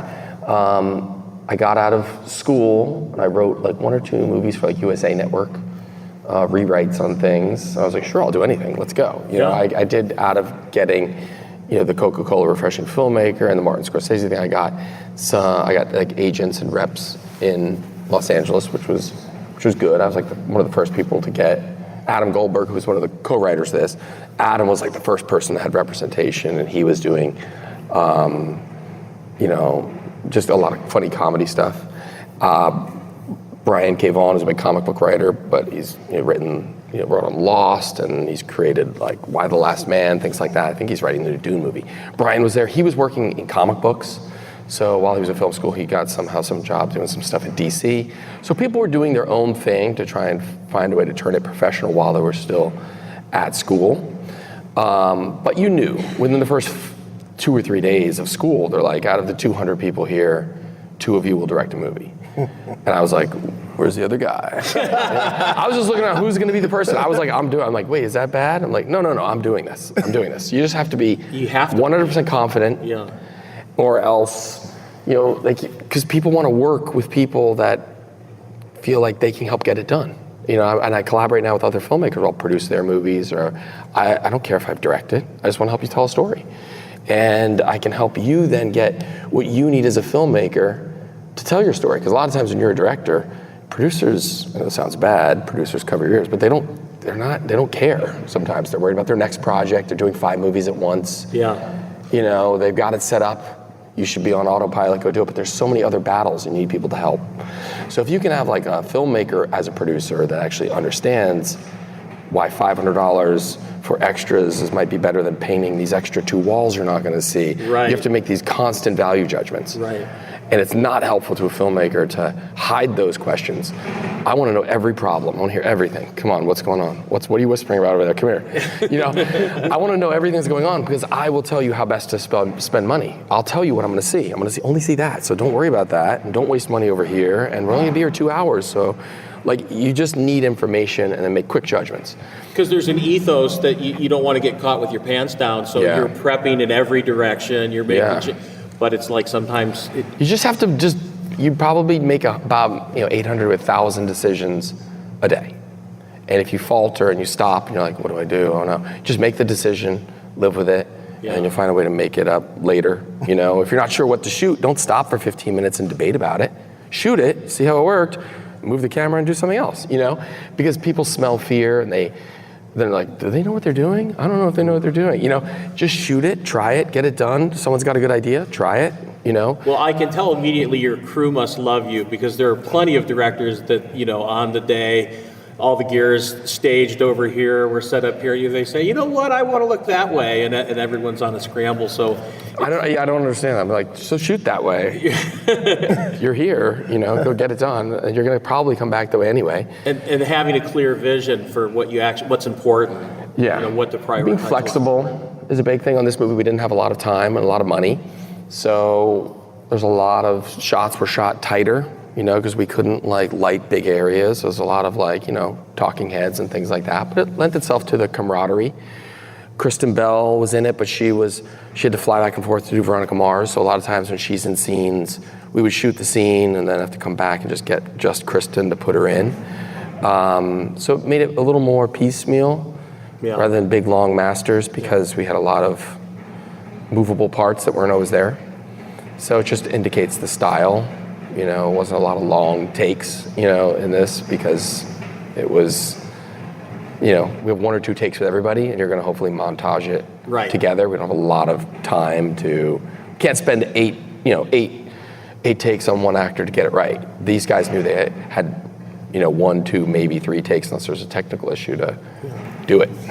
And you move on. So you have that first feature after doing the all hollow this stuff. You asked about. The hollow, but yeah. Oh boy, it's the hollow.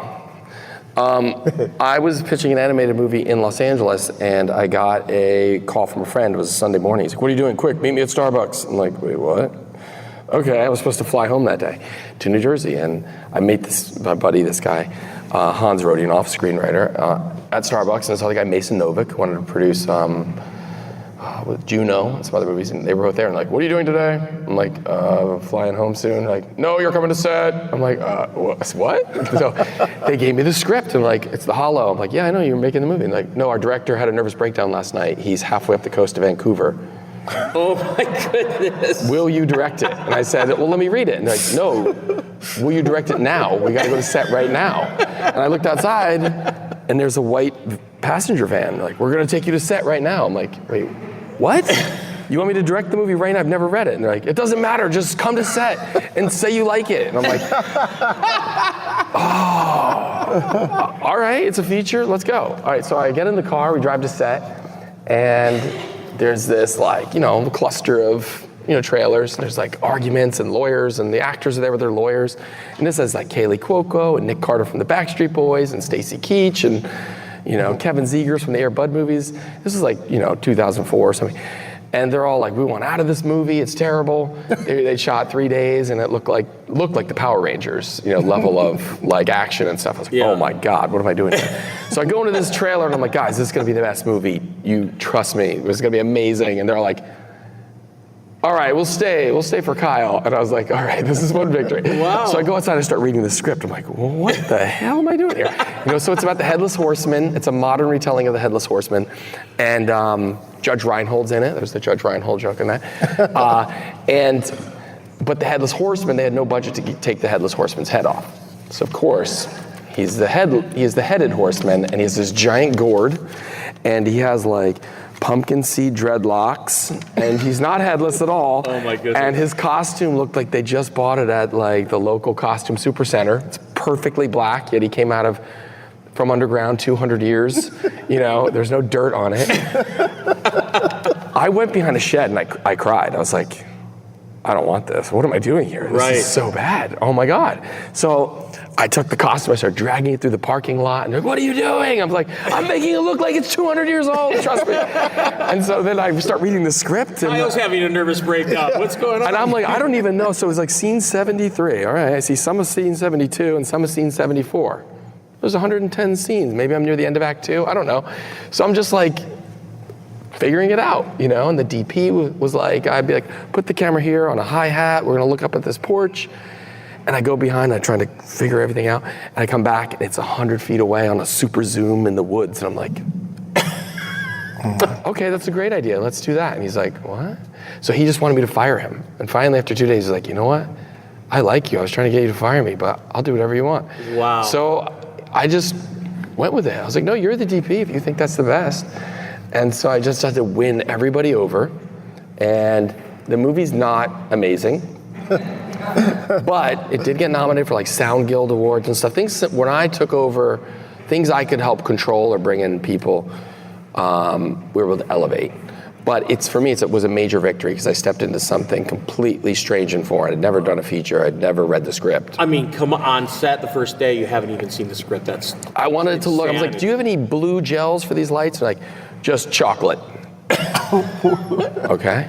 So you want to be a director? And then I'd be like, all right, chocolate's great. It's going to be like a harvest moon. Perfect.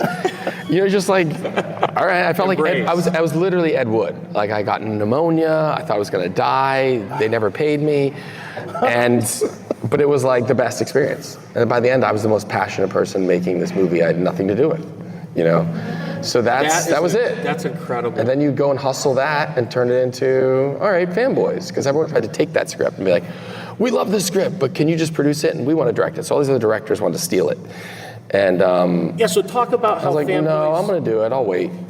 Fanboys, I see, you know, you worked with a couple of the screenwriters you've worked with multiple times, and then there were some story by writers. But it's felt like it's so from you and your life. How did that? There was Ernie's original script I read when I was a student in 1998. I read about it on Ain't It Cool News. And I was like, that's a cool movie. I love Star Wars. I'd like to see that. Cut to 6 years later, and someone brings it to me. I was like, hey, you're a big Star Wars fan. Do you want to direct this? And I was like, wait, yeah. So Ernie's script wasn't period. It was set present day. Yeah, because that's a great choice. Actually. Linus says he has cancer, but he doesn't. He was just tricking them all to go on a road trip. And I was like, you know what? This has to work emotionally. Like, it has to be real for this to work. And so I got in, I rebuilt the script. I brought on Adam Goldberg. And Adam's like I said, a very funny writer, and Adam came and did a comedic pass. And I was like, Adam, if you do it, I'm not gonna take credit for stuff. You can get credit. And Dan Pulick, his name was on there for story. Dan was another great writer out of NYU, and he's like, why do you want me, dude? I don't even like Star Wars. So I was like, that's why I want you. I don't care. You don't have to worry about, I'll worry about Star Wars. You just worry about it emotionally. So we kind of rebroke the story in terms of. Brilliant. Like, this could be about anything. They could be like NFL fans. They could be Barbie fans. It doesn't matter. Yeah. Just look at it on like a dynamic of friends falling apart, losing touch, coming back together.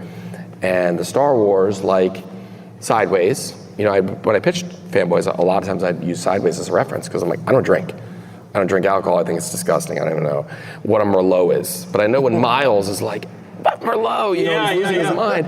There's passion behind that. And I was like, so this is like Sideways, but for nerds, you know?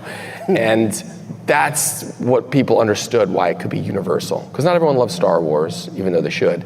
But and you don't everyone understands the humanity behind these friends. They all are like familiar, like, oh, that's like my friend so-and-so, or that's like my cousin, you know, and there's something universal about different voices and getting back together and the road trip, you know, and losing touch and reacquainting. And after hearing you talk a little bit about, as we've been hanging out, and seeing it again today, it just really struck me the cancer through line and the setup for that, and just the vital importance to really keep the heart there. So everyone must have loved that part of it, right? Oh well, so we finished the movie, and you know, it tested really, really well, and then the studio was like, well, 90's not good enough. We want like 98, you know. So then I was like, guys, this is a small movie. It's like a $4 million movie. I don't think you're gonna have a movie that appeals like to everyone, broad comedy. Can I just say, Sideways tested in the 40s. We had some that were lower after they recut it. I think we were like 89, 90 in different boxes, and I was like, this is pretty solid, because I know there's polarizing elements to it, you know? Yeah. And it's a very guy-leaning movie and things like that. And so I was like, you're not gonna appeal to like every age group, everybody. But they were like, no, we want this, we want to go big. You know, it's like, oh God. So then they started to they wanted to make fun of Star Wars fans. The opening crawl, they wanted to say fanboys, a term for losers who live with their mom, and like really get nasty. And we had Lucasfilm's support and permission, and we promised we were gonna do something that celebrated fandom. While we still poked some healthy fun at it, we wanted it to be like people that love Star Wars could be proud of it. So they really tried to make it a meaner, nastier film. Like he made us like put the Mantina in to get additional days of shooting. There was just things like that. We're like, I don't know, what is it? You know, it was a weird process. So then finally the movie came back to me, and they realized they had made some mistakes editorially. It tested like 30 points lower. And they're like, fine, nerds win. You can have your movie back, nerds. You know, it was like that. And then we had to write an article in the Hollywood Reporter, me and Dana Brunetti, who is Kevin Spacey's producing partner. And we had to write like, Harvey Weinstein is a Jedi master, da da da. It was the weirdest thing in the world. I'm like, and then I get my movie back? The things we do for love. So then they said, here's your movie back, but you have 36 hours to recut the entire movie. You can't go back to your cut. You have to take our cut and try and Frankenstein monster it back into your cut. And if you sleep or eat, it's on you. What a way to make a movie. Like, do you want the best movie or not? But it was like just constant games. So I was like, great. So then they gave me this editor, and he was known as Harvey Scissorhands, and this was his guy, and I had to win over this guy, Matt Landon. And after like 12 hours, he was like, dude, I love all your instincts are right, you're right. He just tried to help me.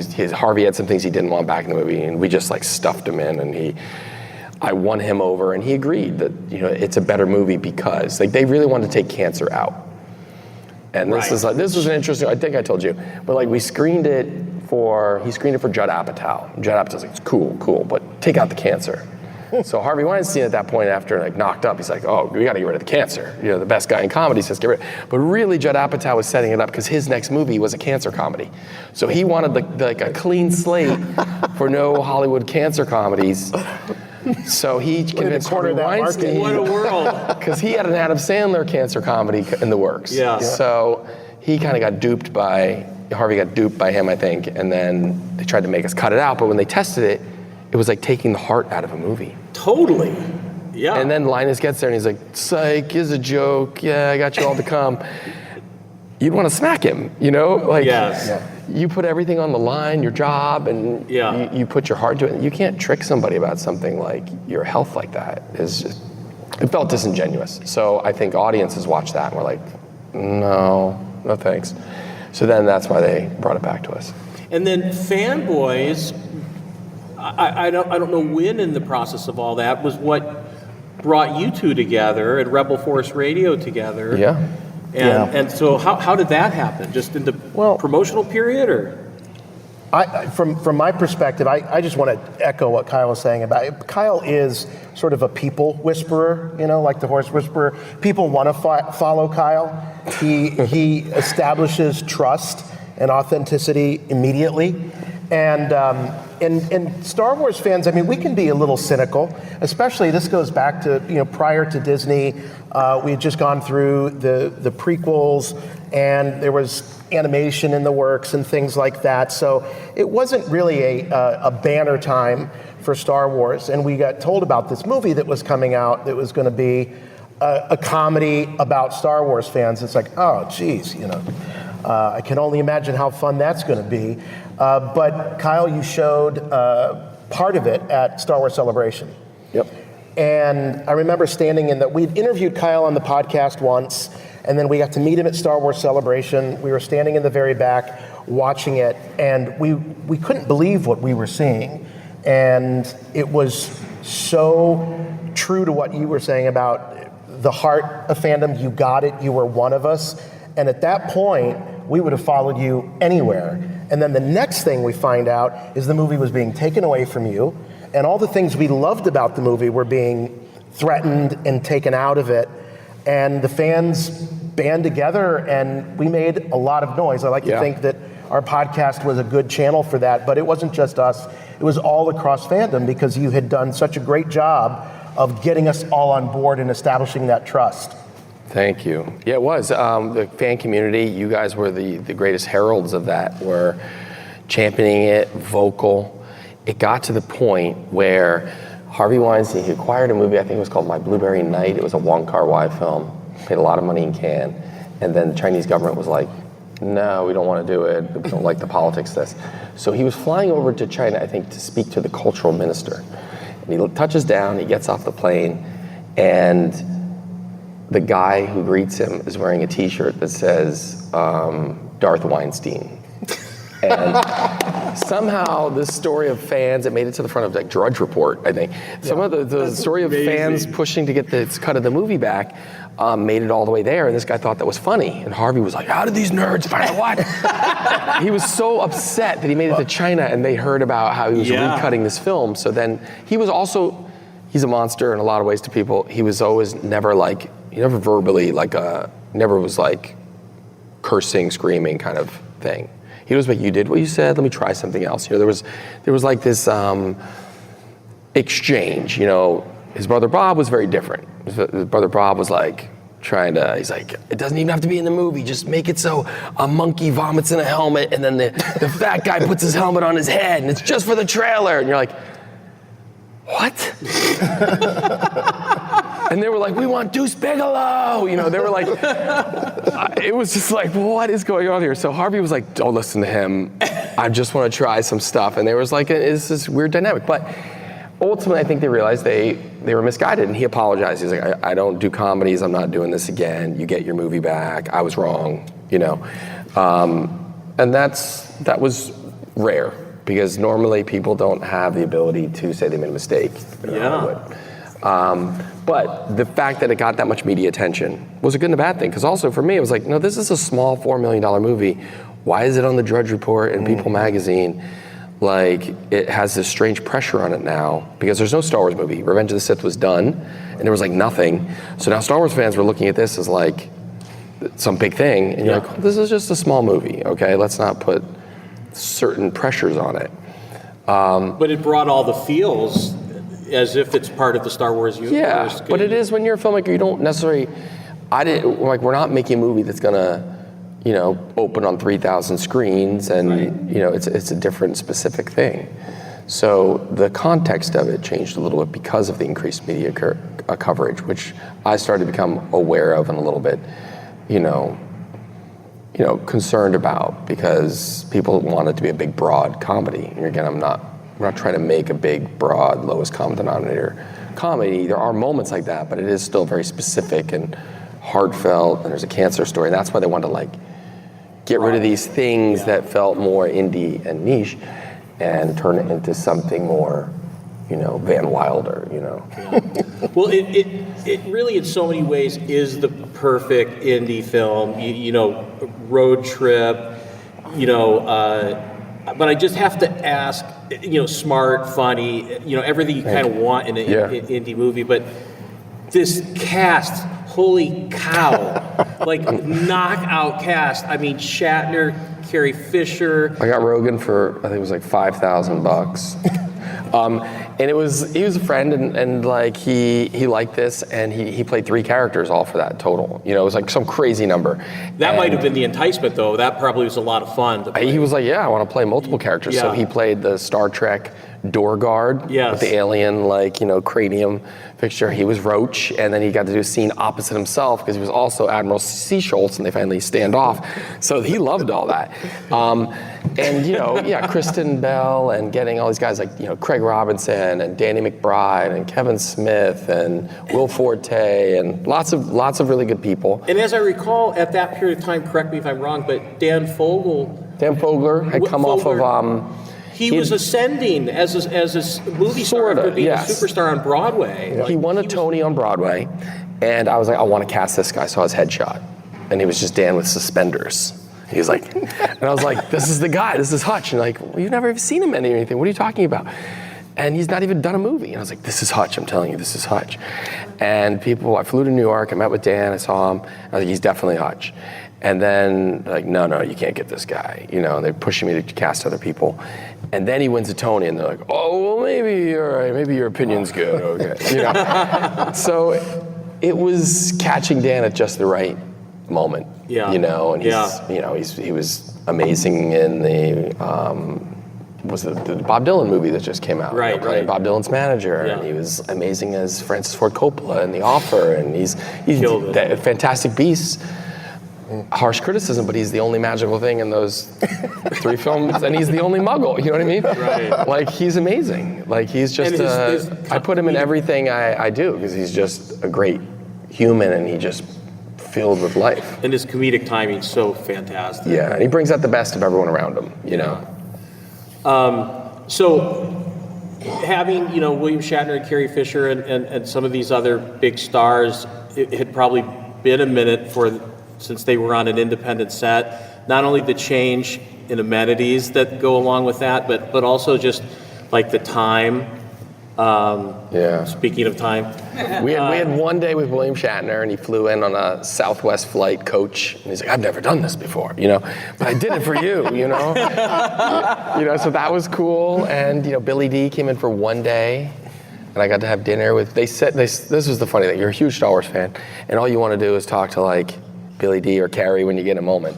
And Ray Park was a friend, and I got rated to be the head of the physical security that apprehends them. Tried to get Mark Hamill. We couldn't find the right part for him, but he wanted to do something. And Harrison approved the 6 days, 7 nights gag. Okay. And George Lucas's voice is on when Danny McBride's speaking on the phone. Oh, really? That's George Lucas's voice. It's actual George. Recorded from something else, but we got George to allow it. And then we went into the Return of the Jedi archive of audio, and that got approved within an hour. That was Carrie Fisher's I Know from Return of the Jedi. Yes. Because we didn't get that on set. I wondered that. Our sound guy, Matt Wood, who does like everything with Lucasfilm, he's the guy.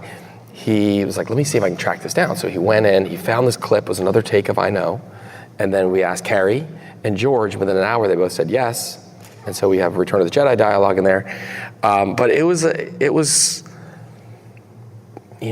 back to the trust. Everybody coming out of wherever to really help get it done. Because people were like, all right, these people are doing it for the right reasons. They love Star Wars and are not here to make fun of it. And so George backed my cut, and he said this movie has to be PG-13, not the studio R version. And Lucasfilm was always supportive. They would just play us in their Comic-Con booths and things like that, and treat it like we were one of them. And awesome. So it was a very special experience. How are we on time? Would you like to start? Questions? Sure. Any kind of questions that you need to ask? Well, one thing just because this festival is, brought to us all by the Humboldt Del Norte Film Commission, thank you, and we're here celebrating that, the film was filmed on location here, at least in part, the Forest Moon of Endor, and you filmed on location there. I've had some experience filming on location, and for me, it's always such an intimate experience where you really end up feeling in love with the people and the place. Can you talk a little bit about, not necessarily just Fanboys, but the experience of filming on location and not only finding your shots, but finding your looks, but, just the experience of interacting with the community as you're making a film? Everything I've done, I barely shoot anything in Los Angeles. Done music videos there, but for the most part, if it's a movie, you're somewhere else. Mahalo was LA at the Disney Ranch, pretty much entirely at the Disney Ranch, with the looming Country Bears house in the background. Yes, I've been. Yeah. So it's Sleepy Hollow, and in the background of every shot, they had this giant blonde wood Country Bears house that was still there. They had to frame out, and we didn't have enough Duvetine to cover it. It was just there. Everything else is location. We went to New Mexico for Fanboys. I did Barely Lethal in Atlanta.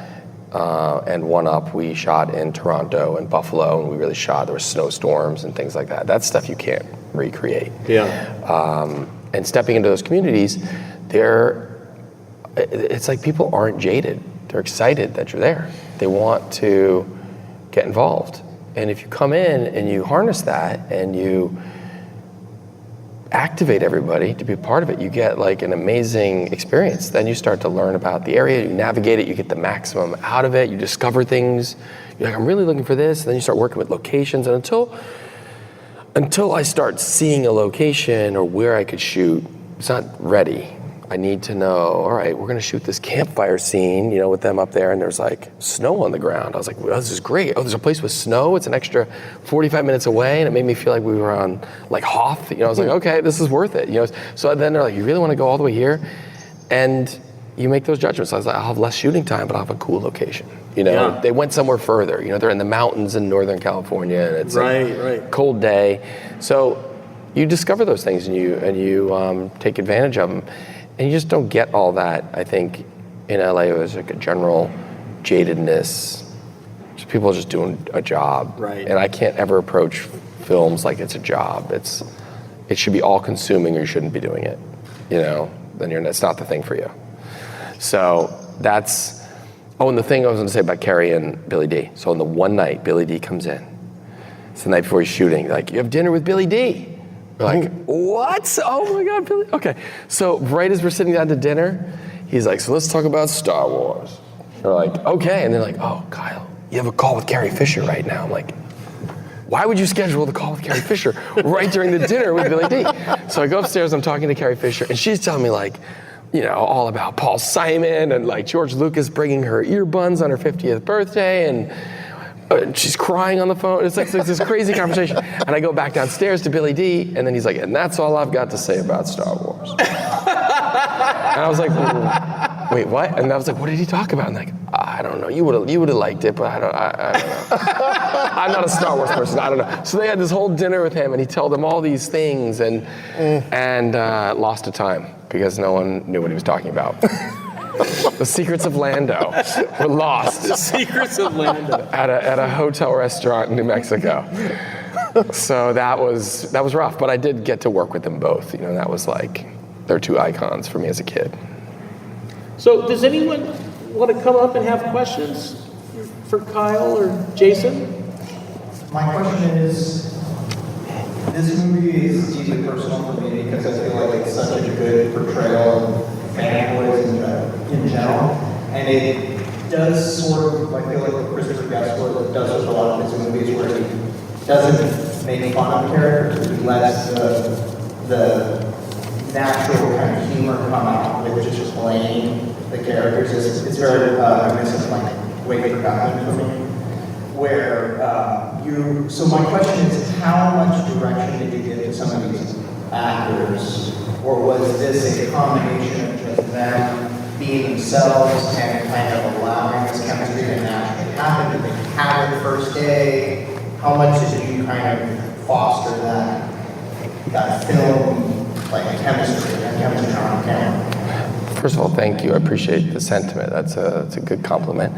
I spent a lot of time casting. So casting for me is everything. So I met, for each role, like an incredible amount of people. And I'd sit and have meetings with everyone. I didn't want tapes from people. I went and like literally had coffee or lunch with 50, 60 actors for each part. And I met a lot of great people doing that. But I'd start to feel the soul of a person and be like, all right, this person really is right. Like with Jay Baruchel for Windows. I'd seen his body of work. I knew what Jay could do, but I just wanted to see, what he was up for in terms of being a collaborator and a comedian, and how, I think to do comedy really well, you have to forget vanity. You just have to say, I'm gonna embody this character, and whatever that character requires, I'm gonna do, and trust that. And if you're self-aware, it falls apart. And so, I got the sense he was playing like the nerdiest of the bunch. He was playing the butt of the jokes within the group. I just wanted to know, feel like what he could handle.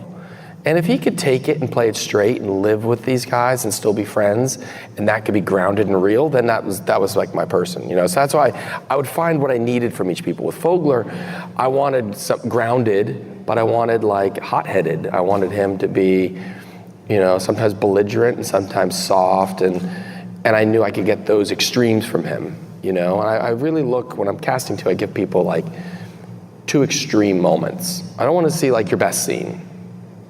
I want to see like what's your most ridiculous and what's your most emotional, you know? And if they can nail those, I know I can direct them to wherever they need to be in the middle. But I just want to see how far you'll go comedically and how far you'll go dramatically. And so everything else is achievable, I can get there. So there is directing. So I spent a lot of time just with them. The cast became like a family. So before we even shot, these people were very close. They were at a point where they would do or try anything I asked them. And I would say, you know, go bigger here, or try this here. Actually, this time, say this, but don't tell me you're going to say it. I would surprise people and give them alts and a lot of things on the fly just to get reactions. And everybody was game for that. So there's a lot of experimentation, but for the most part, everyone comes in prepared and they nail the script. And I would say it's a Scooby snack. If you nail it, I'll give you another take. You do it in the first one, then you can try anything. Because Jay Baruchel wants to like improv and try to change all the time. Whereas Fogler would just come in and nail it, and then you would like get a take where he'd riff. And you know, Chris Marquette and Kristen Bell and Sam Huntington, they're pros. They come in and they just nail it. You know, they're not asking me to like rewrite it on set. But Jay wanted to like improv and try stuff all the time. And then that's part of who he is. So I would like kind of program that into it, knowing Jay wants to also try things. And then Fogler needs a take where he just can do anything he wants. And he'll like, blocking goes out the window and he'll just walk around and do whatever. And you're like, maybe I can use this, maybe I can't, but let him go wild. And it's just like knowing what makes them all great and then having that built into your structure. But there was a mixture. Sometimes they would just nail it and sometimes I'd need to go in and direct it more. But for the most part, you direct it before they get there by casting the right type of person. You know, so it's really depends on the scene, depends on the actor, but a little bit of everything. I don't like have one set philosophy. I think the thing is, it's whatever the human personnel kind of requires to be their best. That's like what I'll embrace. It probably limits my career, but but that's what I would say. Yeah, sure. Thanks for that question. Kyle, did you ever have to, do you recall ever having to dial anything back that just felt maybe a little too mean or harsh and you needed to soften it, take the edge off? There's things I would still change with the movie too, and comedy evolves and changes, and there's stuff where you're like, that shouldn't be in there. But yeah, there are, but I don't ever want to make an actor feel like that. I'll let them go do their thing, and then I'll make a note that I'm probably not going to use that. Or I'll say, let's try this instead. And I won't say, you went too far, you know? Mm-hmm. It's more play. Right. We're here trying it, and I want them to feel comfortable where they're like, that wasn't a bad idea. All ideas are good, put them on the table, and then we'll figure it out. And sometimes you don't know what you need until you saw someone go too far. Right. So I want someone to go too far, or not enough. And then I'm like, okay, this is too subtle, it was written subtle. I need them to be more clear here, emotionally. You can't be ambiguous here. Like it's gotta say more in your eyes, even if you don't wanna say something dramatically. Or what you don't say, take longer before you respond. You know, and then I'll give them those type of pacing or nuances. Mm-hmm. But I just kind of just wanna like throw them in, let them perform it, see what they're thinking. And see what's going on in a master, and then deal with it. Shape it. Yeah. What do you got for us? Someone from the Starfleet Academy over here. I'm just thinking, now that we've come up here and visited the region, have you ever thought about, or are you thinking about maybe doing something up here locally? Yeah. Everyone I've met up here is amazing. Tracy, Tiffany, Cassandra, the whole team. It's been awesome, and I've been blown away by the region. We got to even go up to Crescent City, see it up there. That drive it's magical. I love it here. Got to make some new friends, and Kevin and Tracy. Last night we were just joking, but I was like, you know what? They need a third Ewok film. They made 2, and all Star Wars things are in trilogies. So I think this town's got to get behind the complete the trilogy. We need the third Ewok film, and the teaser is we're panning down a line of helmets, and you see all the old Imperial helmets, and they've been there forever, staked out in the ground, and a fuzzy paw puts a First Order helmet down, and we know that the Ewoks are still here, and they're not giving up their planet. And I think an awesome Ewoks versus Troopers movie would be really cool. Yeah, it's not like this isn't a $100 million Star Wars movie, but they can make other stories in their large portfolio. There's room. Hi. So the first time I saw this movie, one of my favorite parts was very brief. The Kevin Smith and Jason Mewes bits. I moved up the ultimate fanboy. I think Kevin Smith. And so after hearing you talk about the movie and the process and everything, like things that got planned later, or things that were original, I'm just curious, how did that come about in the movie? Yeah, that's a good story. That was later. Yeah, that was later. So what happened? One of the editors was Scott Mosier. Scott was a producing partner of Kevin. Collaborated with him on all his early films. Scott's edited all of Kevin's movies. He's awesome.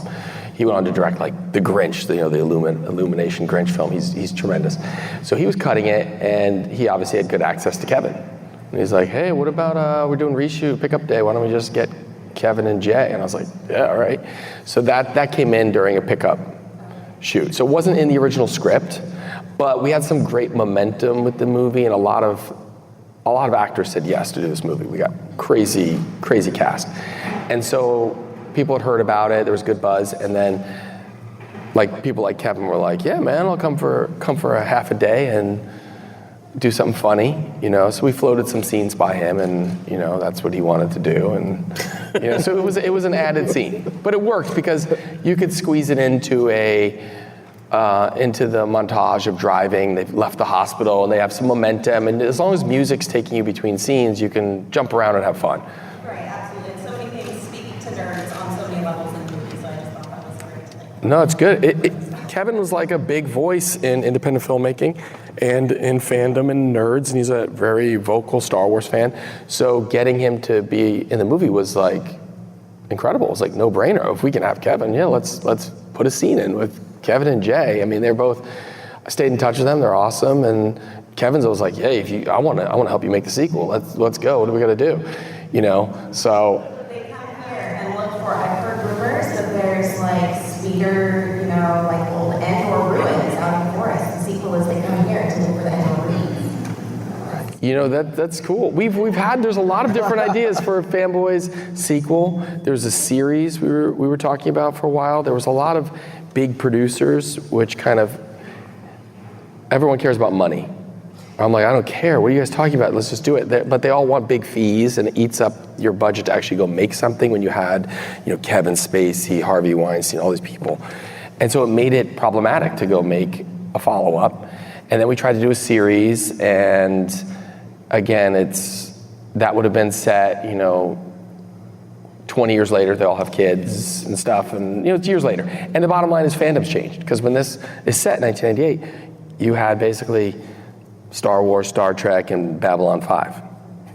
Then you got Harry Potter and Transformers films and Marvel films and DC films and Twilight, and fan culture exploded after this is set in 1998. So it would be interesting looking at this crowded landscape of geek films and all this stuff, and these guys are still clinging on to Star Wars as like the core, and some of them have moved on and some of them haven't. Linus would come back as a spirit ghost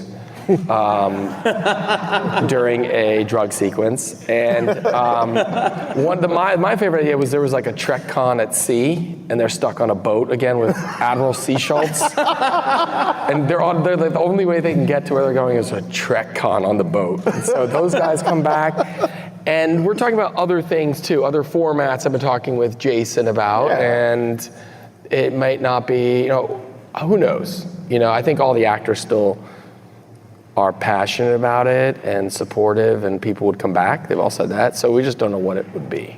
Nothing to really announce, but I've been a big fan of the movie and working in the Broadway industry, and I love musicals, and there's so much heart and passion in the story, and I think there's moments in that movie where they should just burst out in song. And so, again, nothing to announce, but I don't know. Kyle spent some time in New York. I spent time in New York. We could see what happens. Like rock opera, all types of genres of music. Because it's a smorgasbord kind of movie. There's a little bit of everything, and I think you get all types of song. Right. We're throwing down some hints, but theater is very emotional.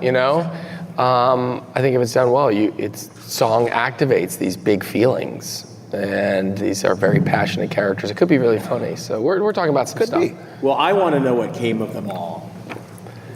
You want the sequel? Yeah. However, in whatever format, I just want to see, where it all shakes out. I think Hutch would have been he's so amped, and he probably would have been a prequel hater. He would have been like, what was that? And Windows would have been more apologist and really into it. And I don't know. I mean, they definitely all would have, just like the Phantom Menace affected people, real fans, like people, it had polarizing opinions, and it changed Star Wars for them in certain ways. Yeah. But then there'd be this exciting new era where their kids are growing up in it, and their kids don't even like their stuff. They're like, I don't know, the original trilogy's boring, Dad. And you're like, what? So there's layers that I think could be cool with the same people. Just want to thank our friends for being here, so that we would be less expensive.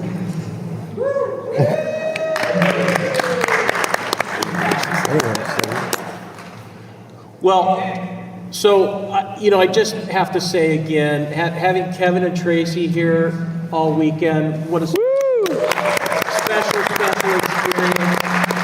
To hear stories straight from the set. I mean, my goodness, what a privilege.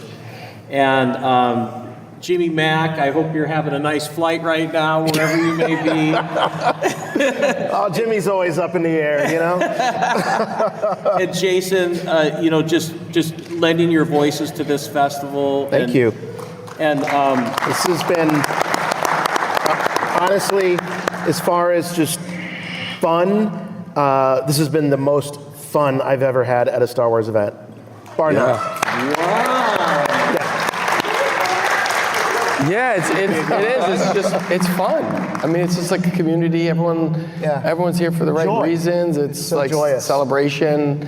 There's not a lot of battling people to get to an event that you really didn't want to be at. You know what I mean? It's like there's a lot of that hype that goes with some of the celebration stuff. It's good to be here at a place where they really film things, where the movies were made. Like some of the movie Soul is here. So it's totally different. We got to go to the treetops, and that was like we were in Ewok Village, We got to go to the woods, and we were on Endor. That's rare. Yeah. And then I just have to say, Kyle, not only agreeing to come up and do this and be a part of the festival, but worked doggedly for months trying to help us bring other people, other celebrities that are part of the Star Wars universe here. As many of you probably know, Celebration Japan just happened, and I think that many people went to that and sort of spent their Star Wars travel dollars for the year going to Japan, which can't hold that against anybody. There's no celebration next year. It's here. Yeah! Kevin Thompson. Throwing the gauntlet down. I love it.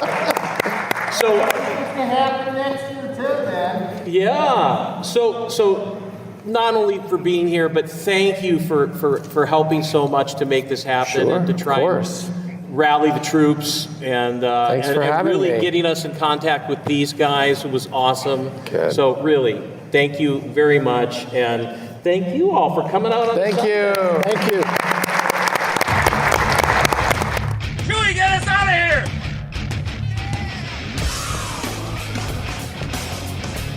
All right, that's going to wrap things up for us here this week on Rebel Force Radio. We hope you've enjoyed the last 2 weeks where we have been able to share with you all of our adventures there in the Forest Moon Festival. What a great event it is. It's happening again next year. Make sure you check it out. The details are at forestmoonfestival.org. You will not be sorry. It is a phenomenal event. And you know what? We don't have another Star Wars celebration until 2027, leaving 2026 wide open.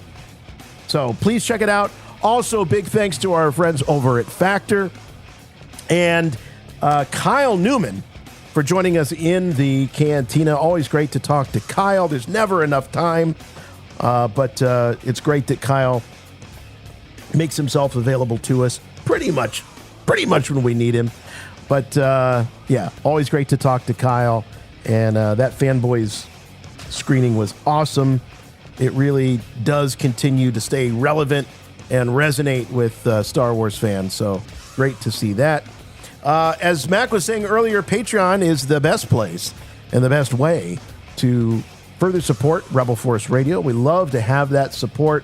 And in return, you get exclusive podcasts that you can't find anywhere else. You get weekly full show video. And talk about a show that you want weekly full show video for. That's this week's show. We've got the slideshow. We've got the videos. Everything that you heard in our chat with Kyle, you can see the visual support. So drop in. Give it a try. Try it out for a month. What can you lose? Nothing. Couple of bucks. And it is a great community of Star Wars fans. The best community of Star Wars fans, in our humble opinion, you can find anywhere. And you hear many of them on the RFR voicemails, the after shows, they're calling in. Cheaper option out there is the free stuff you can find over on YouTube, youtube.com/Rebel Force Radio. Please watch our videos. We love when you watch them. We love when you like them, when you subscribe to the channel over there. Comments are great as well. We got to work all those algorithms. It's a lot of work, YouTube. Got to tell you, it's a lot of work. It's a lot easier 17 years ago when we started podcasting, I tell you that. All you had to do was just do a good show. You didn't have to beg people for likes and comments. I'm not designed for that. I know. I just want to. Can I just release my show and just let it happen? I got it now. Can you go like it, please? It's not enough that you listen to it. Can you please give it a little thumb up button? It's just kind of when you stop and think about it. Please follow us on our socials. You can follow us on Facebook, on X, on Instagram. We're about one of the most positive and fun things going on social media these days. So if you want to get away from the BS, follow us. And the website for everything and all things Rebel Force Radio, rebelforceradio.com. But the best way to help us out, truthfully, is doing what you're doing right now. You just can't beat the people that listen each and every week. We appreciate it so much. We love you all for listening. So please continue to listen. Let your friends know about Rebel Force Radio, the podcast. If you got a Star Wars fan in your life that hasn't been turned on to RFR, please do so. We love it. Subscribe if your podcatcher of choice allows you to subscribe. And if it also allows you to leave a review, we love to have those reviews. They help us out a lot. Just one simple rule to follow, please. Make them good. All right. And with that, we're out of here for another week. We'll be back next week with a whole lot more Rebel Force Radio. And until then, for RFR, I'm Jason. I'm Jimmy Mack. And remember, the Force will be with you, always.